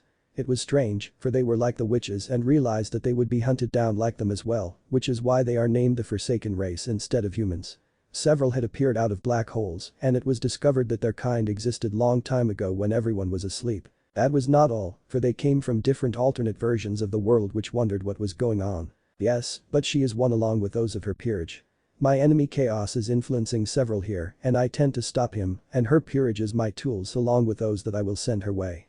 Kara stated as Ajuka looked at her and nodded his head. I see, then you have a deal, for she is indeed on her way here today. I guess I will assist since you are assisting me. Ajuka stated as Kara smiled at him and then smirked. Keep the old monument, for you can sell it in about 5 to 6 years from now. Those that you sell it, I will come and alter it for their needs. That is all that I can tell you for now. Kara stated as Ajuka just sighed. I see, then I will hold on to it, you are never wrong. You warned us about the original Move faction's plans which saved us, so we thank you for that. Ajuka stated as Kara smiled at him and vanished. Meanwhile, on the streets of the city. At the moment, the city was filled with life. It was at this time that 2 young ladies walking down the street heading to the center of the city. For one of them was a devil on her way to do what was a normal rite of passage for her, since today was her birthday. Kizoku no Shushu was one of many cities of importance of the underworld which exist in the territory of the Satan jurisdiction. An area that unless you were invited or live in you not allowed entry. At this moment, with permission and pass from those that control this area, there was a busty red-haired girl walking down the streets of the city. She had dark blue-green eyes and seemed to shine with happiness, even though she may have reason to not be happy at all. She was a young devil that had decided to take her human-looking form as she walked. Even though she just turned 13 years old, which was the required minimal age to get a evil P set, she had a curvy figure that would make other things that she was 18 years old. She also had very large that seemed to add to her sex appeal, but everyone knew better than to approach her. She stood at the height of 5 feet and 8 inches tall and seemed to weigh around 128 pounds due her, but in which was due to the blood of the Bale clan in her veins. The reason why was due to the fact that she was none other than Rias Gremory of the Gremory family of the underworld. Her family was one of the 34 of 72 pillars left of the underworld, which means that she was a upper-class devil. But that was not all, for she was also the younger sister of one of the 4 Satans that rule the underworld. This meant power flowed through her veins, which was what her family represented. To her dismay though, her brother has a sister complex that would result in many ruined lives if they did something to her unless they were married to her or she allowed them. That was not all, he even watched from the shadows and attempt to help out without trying to let her know when she did something, except for a rating game when she is able to do them. There are reasons why she should not be happy, but instead was happy about it besides this little trip. She was about to head to the mortal plane where she would live in a school among the humans. She was doing this so she could get away from her suffocating brother as she attend Kuo Academy that he had bought for her and other devils to board at in Japan. Her brother and building a peerage was just a few of the reasons for her willing to leave her home. The main reason had a name, and that name was Riser Phoenix. Back when she was only 3, her family made an agreement with one of the 34 remaining pillars. This was their attempt to keep the blood pure among the devils, but stating that she and Riser were to be married when she turned 16 years old or when she was willing after she turned 13 years old. She found out about this contract 3 years ago and meet the young man. That was not a good thing. What she found was a total jerk that saw women as nothing more than property and underneath him. Their happiness was not his concern, and he also only cared about looks and figures while not caring about the actual person. Granted, he liked what he saw when he met her, for she was well developed even back then, but she did not like him, nor saw him as a possible mate in the future due to his actions and beliefs. There were rumors that all but one of Bishop's, which was his sister, were sleeping him since he ordered them to. That was not all, for rumors also stated that if someone was willing to owe him a favor or pay, he would order the member of his peerage that caught their eye to do sexual favors for them. That was not confirmed, but Rias would not doubt it based on his actions towards her. She did not like this one bit. Due to devil laws, if she married him, her peerage would be under his control as well, unless it is a rating game between them two, which was rare. He could order her to swap any males that she had gotten out for females, and then do what he want with them even if she rejected. What is hers would become his and what is his would stay his. That was just the start. She knew for a fact that he was a sex addict since he was 3 years older than her. She seen him try to bed with any woman that looked sexy or beautiful, as long they were not married. He even managed to sleep with one of her maids in her house, despite the fact he was there to see her that night. Due to all this, she knew that she had to break the marriage contract without bringing dishonor to her name and family as well, without breaking the law of the underworld. She had come up with 2 plans which ran side by side which could fail or result in her freedom. The first plan was also the first part of her other plan. She would leave the underworld and stay in the human world, controlling the family interest there. This would in hopes keep Riser from her since he hates the mortal plane with a passion, but will go for a beautiful woman. She hoped that he would forget about her and drop the contract which would free her from it, giving her freedom. But she knew the odds of that happening with someone as obsessive as him would be against that. After all, the House of Phoenix was devils, and like any other devil represent either a sin of one of the 7 deadly sins. She was not sure if he represent pride or lust, since he acts like the way he does. It is possible that it is both. Her second plan was to find those that could be skilled, strong, and loyal to her and recruit them into her peerage. If she could get a full peerage, then she would be able to challenge him in a rating game with the marriage contract up for grabs. If she win, she would be free from the obligation. If she lose though, he could marry her right after the game, even if it takes place before she turns 16 years old. This was a gamble, but one that she felt that she have to make. That was the reason why she was happy, for today was the day that she will be granted an evil P set. She had trained and studied for this very moment, and even though she was not sure of the ones that she would recruit, she had a feeling that they would be something that would cause the underworld to take notice. Beside her was a black hair and violet-eyed young woman that was a year older than her. She had just as good a figure as Rias, but her was a size larger than Rias. She stayed in the underworld despite the fact that she was half fallen angel and half human. She stood at the height which was 2 inches shorter of her younger friend and seemed to be 9 pounds lighter than Rias. The young woman had guarded Rias since her father did same work for other devils after he found out that her mother was killed by rogue fallen angels while he was gone due to her birth. Even though she hated her father since she blames him for the death of her mother, she still knew that she was under his authority at the moment since she was not part of any of the fallen angels groups or a devil. When Akeno Himejima first meet Rias when Rias was 5 years old and she was 6, she was little reserved towards her. But over time, Rias had proven worthy of her friendship and they became such good friends, but they were close to being sisters if it was possible.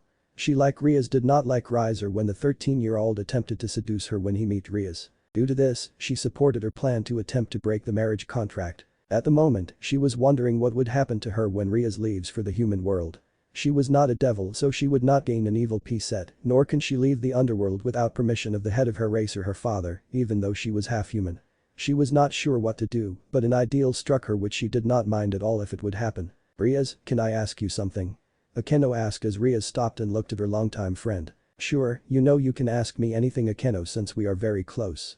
Rias replied looked into the eyes of her longtime friend and sister figure. When you leave for the human world, I cannot go with you unless your brother gotten permission from my father or the head of the fallen angels.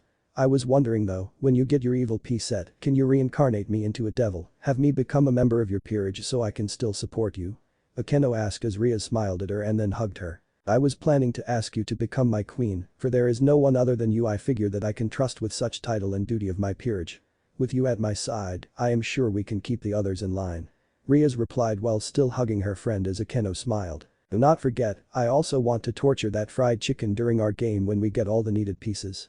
Akeno stated in a sadistic tone as Rias shivered at it and they release each other from their hug. You know, if I decided to play for the other team, I might choose you. Rias stated as Akeno looked at her with a smirk. I think you are the only one that can handle me, but if a man come into the equation that I approve of, then we can have our fun together for I am considered bisexual. Akeno stated as Rias looked at her red face. Relax, I just like the ideal for like you I have not had the pleasure of doing anything but self-release. Akeno stated as Rias just looked at her with her mouth gaping. How? Rias asked as Akeno smiled back. The wall between my room and yours are very thin. I can hear everything through them and took care of myself during the times you were doing it. Akeno stated with a smirk and she took her right index finger and closed her future king's mouth. I see, well then I guess there is nothing that we could do about that for now. Rias stated with a smirk as they walked onward through the city. In the matter of an hour, both of them had walked into the center of the city. There was a large house that stood there, this was none other than the house of Ajuka Beelzebub. The house was large and looked like one of the American plantation homes that existed in the South before the Civil War. It was made of black marble and stood strong. The first floor was 10 feet from the ground, which is why there were marble steps leading up to the main double oak doors that was the front door of the house. Rias and Akeno slowly walked up the steps while both was settling their nerves. For this was the home of a high-ranking devil and it was an honor to come here. No one was allowed to enter this house without an invitation from the owner or one of the few with open invitations like the other 3 of the 4 Satans, unless you are part of their family or peerage. Once they both reached the door, Akeno stopped just a few feet back. Rias stepped right up to it. After all, Rias was the one that had the invitation and she was her escort. Rias took a deep breath as she looked to her longtime friend Akeno. Akeno nodded her head, which was the signal that she was ready as well. With that, Rias knocked on the door with 4 loud knocks. In a few seconds, a seal of black light appeared before the door between Rias and it. Neither one of the acted, for it was a privacy seal as well barrier seal that kept anyone from forcing themselves into the house when the door was opened. As the sound of the lock opening as well the door, the seal became transparent enough for Rias to see inside as well the person on the other side to see out. The white-haired big-head woman that stood at the height of 6 feet tall had opened the door. She was wearing a black French-made outfit which was in a similar design as the one that Rias' sister-in-law who is none other than Serzich's Lucifer's peerage Queen Graphia Lucifuge. That woman was also known as his wife as well, the strongest queen or the silver-haired queen of annihilation among the other devils.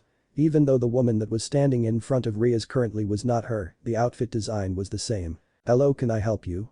The woman asked as she looked at the 2 people that stood before her on the steps and other side of the seal. Yes, I am Rias Gremory of the Gremory clan and this is my escort Akeno Himejima. I have been invited by Ajuka Beelzebub since today is my 13th birthday. Rias stated in a formal tone even though she did not like it. This brought about another reason why she looked forward to going to the mortal plane that is known as the human world. No one knew who she was, she could just be Rias, nothing more or else. There might be a few other names, but being an upper-class devil a member of a pillar family was not one of them. She was looking forward to be seen as an equal among others. Ah. Yes, we have been expecting you Madam Gremory. The maid stated as the seal glowed brightly again and then vanished while she stepped aside while pulling the door wider so both Rias and Akeno could walk through. Why don't you two come on in? The maid added as Rias and Akeno walked through the door. Master Ajuka is in his study at the moment waiting for you. The maid stated as she closed the door. Once the door was closed and the lock was in place, a magic circle of the same design as before appeared. Rias was not worried, for she knew that it was the same circle as the one before being replaced. After all, only those with the invitation or clearance to enter this house is allowed. As she looked, she began to wonder if she would learn it to keep Riser Phoenix outer domain. "If you please follow me, his study is this way." The maid stated as she walked past them, and Rias and Akeno began to follow her. The whole time they were in the house, Rias noticed that it was furnished with furniture that seemed to match the era of design of the house. There were painting of upper-class devils that were family heads which lined the right wall. On the left one were paintings of great rating game champions from the tournaments that had taken place over the past 100 years. Yes, her race was dulled and bored to the point they looked for something to do to entertain themselves. In the matter of several minutes, they were there before a large double door that led into the study. At that moment, all three of them stopped as the maid knocked on the door and waited for a response. "Come in." A male voice stated from the other side of the door. At that moment, the maid opened the door and stuck her head in to see if there is anything that Rias and Akeno should not see. After a quick scan, she saw that it was all satisfactory and then spoke while pushing the door completely open. "Ajuka-sama, Rias Gremory and her escort is here to see you." The maid stated as she stepped to the side and held the door open. "Send them on in, Sears." The male voice stated as the maid stepped aside after walking into the study, which was when Rias and Akeno walked through the door and bowed to the man that was sitting behind the desk that was none other than Ajuka Beelzebub. Even though others would be nervous, she was not, although at this moment, she was standing right before one of the four rulers of her world. One of the four rulers of the underworld, but that was due to the fact that he was also her brother's rival and friend. "Well, at least you are more civil than your older brother. Welcome to my home, Rias and Akeno. I see that your father was right about you coming here to stand next to her." He stated as she stood up, showing that he was wearing a white shirt with a pair of black slacks that was covered by a green coat. "It is an honor to be here in your house as well, meet one of the four." Akeno stated in a firm voice as Ajuka just looked at her and then smiled. "For the record though, that man is not my father, for it was his reason that my mother is no longer among the living." Akeno spat out with venom in her voice as Ajuka sighed at that. He might not have been there to defend her, but it was not his fault. "Oh well, I am not here to fix the relations between a girl and her estranged daughter, but I think that you might like to know that the rogue fallen angels that attacked your home have been found, but exact location is not known. It is just rumors that they joined with their leader as part of some kind of organization what want to spread peace by destroying everything." Ajuka stated as Akeno's anger flared, but she quickly reined it in and sighed while a smirk appeared on her face. "If I come across them, then I care, but at the moment I do not." Akeno stated as Ajuka smirked. "Yep, when she does they fucked." Ajuka thought as the smile on his face appeared larger as he looked at Rias. "Well, they go by the name Akatsuki and wear robes that are black with red clouds on them. I am not sure what is going on, but it would seem that some devils are also part of the organization as well." Ajuka stated as Rias nodded and looked at Akeno. "I see, thank you for the information." Akeno replied as he nodded his head up and down. "Okay Rias, before we start, tell me what you know of the evil P system." He stated as Rias nodded her head. "Well, the king is created within the person that is given a set. Now, if I recall correctly, pawns are worth 1 pawn each. The traits of pawns is the ability to promote into a queen, knight or bishop in enemy territory or with permission of their king. Some sees them as throwaway pieces even with this fact being known. Still, a pawn has to be careful, for if they are not ready for the level of power of the promotion, then they could die." She stated as Ajuka nodded his head as she continued. "Knights are worth 3 pawns in value. Knights gain increased speed and mobility, enabling them to perform high-speed attacks and maneuvers. However, their main weakness is their low defense, making them vulnerable to power attacks if they are not careful. Another weakness among the knights are their legs. If their legs are injured, then their mobility is greatly reduced." Bishops are worth 5 pawns. Bishops gain enhanced magical abilities which they can use to conjure up a multitude of spells, offensive, healing, or any other support spells. However, more powerful spells consume most of their magical power, which takes long time to regain, forcing them to use their power carefully or risk becoming vulnerable to physical attacks. Rooks are worth 4 pawns. Rooks gain superhuman strength, leading to high offense and defense. However, they are not very quick and can get beaten easily by a high-speed opponent. There is something called castling where the king can instantly swap positions with a rook to save them. Queens are worth 9 pawns. Queens possess all the characteristics of rooks, knights, and bishops, making them the most balanced piece as well the most powerful in the peerage, which is why they considered second in command. She stated as he nodded his head up and down and smiled. "You are correct, but that was under the old system." He stated as Rias looked at him funny. "I found a new game that is just as good but harder. Like chess, it is on a board, but that board has 2 more squares per roll and 2 more rows." He stated as he pulled out a board. The pieces of the board looked like a normal chessboard, but there was 2 copies of 2 new pieces on it. On the side of the queen and on the other side of the king was helmet-looking piece. In front of them was an empty row that had a dragon-shaped piece in front of the helmet piece. In the game, these helmet pieces are known as paladins, they move like knights and bishops. The dragon piece moves like rooks and knights. It was a lost game that I learned and decided to recreate the evil piece system based on it. Ajuka stated as he looked at Rias. The paladin is worth 5 pawns and still have all the abilities of a knight, but they also have the abilities of a bishop. Same weakness though, but thanks to bishop's ability they can cover it better. He stated as he held up the helmet and then picked up a dragon. The dragon is worth 4 pawns and like the paladin have the knight's abilities, but their weakness is altered, some due to the rook abilities that they have as well. But you cannot do castling with them at all. He stated as he looked at her. The reason why I am telling you this is simple, you will be the first besides us Satans to get this version. That is not all, for since I failed to remember to set the limiter on the monument, you will get an unrestricted version of the set. Keep this secret, I am honored. Rias stated as he smiled but then looked at her. Even though this is happening, still remember that Riser's set will be powerful as well even with the restrictions. Now, come and follow me while Akeno stay here in the meantime, since we are going where only me and the devil that is picking up their set along with their king is allowed. Ajuka stated as he snapped his fingers and a doorway opened up in thin air. Farah, please take care of Akeno, if she wants a snack or something to drink, then serve it to her. Ajuka stated as the maid nodded her head up and down as both him and Rias walked through the doorway and it vanished when the door closed. Can I have some tea?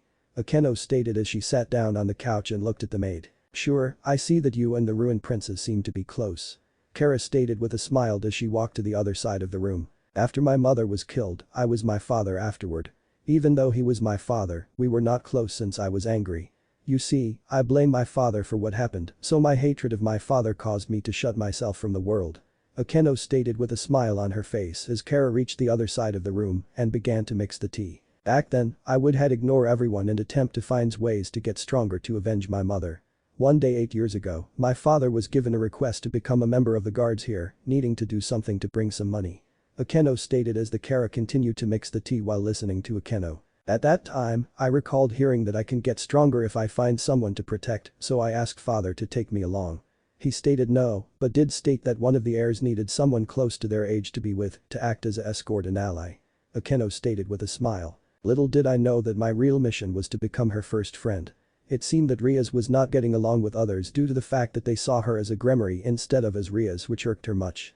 The man that claims to be my father was concerned about me being alone since I refused to talk to others after mother's death. Akeno stated with as she continued to smile as the thought back to that time. Flashback start. A young child with long black hair stood in a room waiting for the person who will serve as her client. She knew that this person would be a high-class devil. She did not like the ideal, but seeing that her father was going to be busy and she would gain a free lesson in fighting along with proper schooling that could make her strong, she decided to take this job. Later on, she would learn the truth and not regret one bit of it. She was at the moment trying to figure out a way to deal with a stuck-up brat, knowing how most high-class devil children are, thinking that they are so important that the world should bend their will to them. Akeno knew that this person would be like that is not all. She had found out that this person is none other than the little sister of one of the 4 Satans. She just knew that this child who is a year younger than her would be a spoiled brat. Excuse me, who are you? Asked a voice of a female child. Akeno turned around and looked at the child. She had blood-red hair that seemed to grow out to the back of her neck. The child was wearing a dress that made her look like she was a middle-class devil. She had blue eyes that seemed to shine happiness. I am Akeno Himejima. Akeno found herself answering without any reservations. I see, I am Rias. Want to play? Rias asked innocently. Well, Akeno was answering for she knew that any time the head of the Gremory family would appear with his daughter and she wanted to be there for them. Lord Gremory and Lady Gremory will be delayed until tomorrow. They send their regret saying that they are sorry but requested that you make yourself at home here since this is where you will be staying. Stated a silver-haired woman with silver eyes wearing a light blue and white French-made outfit that hung on each and every cure of her body. Akeno knew who this woman was. Who did not know who this, she was head maid of the House of Gremory, Queen of Surzic as Lucifer, one of the 4 Satans, but that was not all, for she was the strongest queen who had been given the title of Silver-Haired Queen of Annihilation and survivor of the First and Second Great Wars. I see, I guess I can relax some then Rias. Akeno stated with a smile. The day was fun and she came to like the young girl. They found out that they both had some things in common. What really surprised her though was that the girl had an unhealthy hobby of watching anime and reading manga that come from a nation known as Japan in the mortal plane. To tell the truth, she liked them as well, but not as much as this girl did. That day they had come to a close and Akeno decided that she made a friend who she can see as a little sister. But when she learned that this child was the one that she was hired to be an ally with as well escort, well she was floored. This girl was acting like a low-class devil around her the day before and was friendly.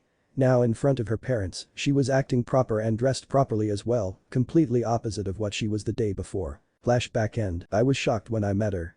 Due to that, we have become close since I seen your true self, the one that she has in private that no one else but me sees. We are very close to the point that we see each other as sisters instead of friends. Akeno stated with a smile on her face. I see. Kara stated as she brought the tea and some cups over to the table. Well, I take it then you might be the first on her peerage then, for a bond like that is something that many do not have. Kara stated with a smile on her face as she poured some tea into a cup. I see, it is not uncommon. I am not a devil, but a half-breed of a fallen angel and a human. She took me in regardless, and even after finding out the truth about me, her love and friendship for me grew even more. Akeno stated with a smile on her face. I see, are you going to accept if she offered? Kara asked as she handed the tea to Akeno. Already have, she stated that she needed someone that she can trust. Akeno stated with a smile on her face. I see, one lump or two. Kara asked as she took the top off the container for the sugar. In Ajuka's personal dimension where the king's monument is located, Rias was walking with Ajuka through the darkness of the dimension that they both had entered from the door that appeared in the study. It was several minutes since they came here. They were walking towards the light where the monument stood. He also explained the process of determining the amount and what pieces to use as well how to do the ritual. I see, I guess Akeno may not be my queen then. Rias stated with a hint of disappointment in her voice. Actually, that was not a bad assessment.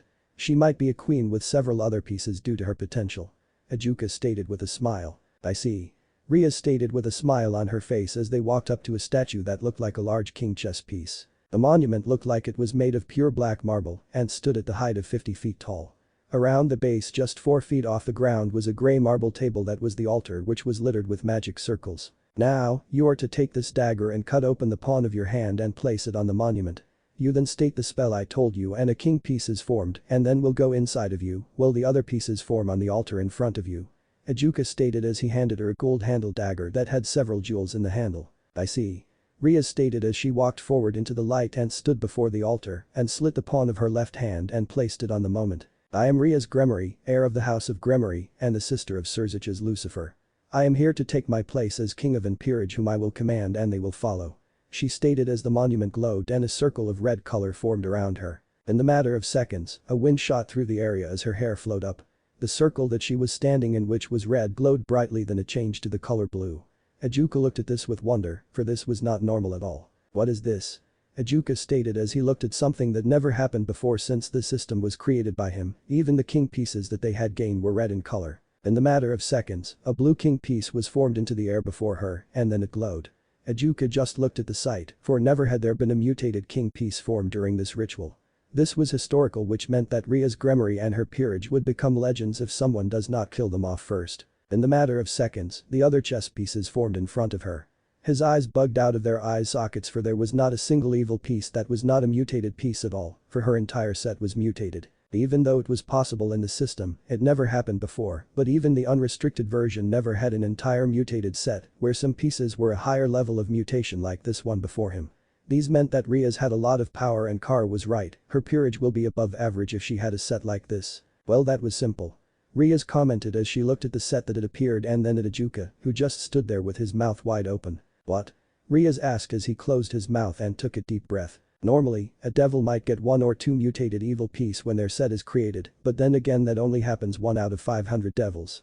Not only that Rias, even the sets we gotten from that monument was not this mutated at all, for we had a few normal pieces in ours. Ajuka stated as she looked at the set that was there before her. Normal evil pieces are red in color and they are the ones that have normal value to them that the system is based on. He stated as she looked at her set and noticed that there was not one red piece among the set. Never before has an entire set become mutated Rias, even your king was mutated which never happened before. Ajuka stated as she looked at him. Your king was blue in color, which is normal mutation.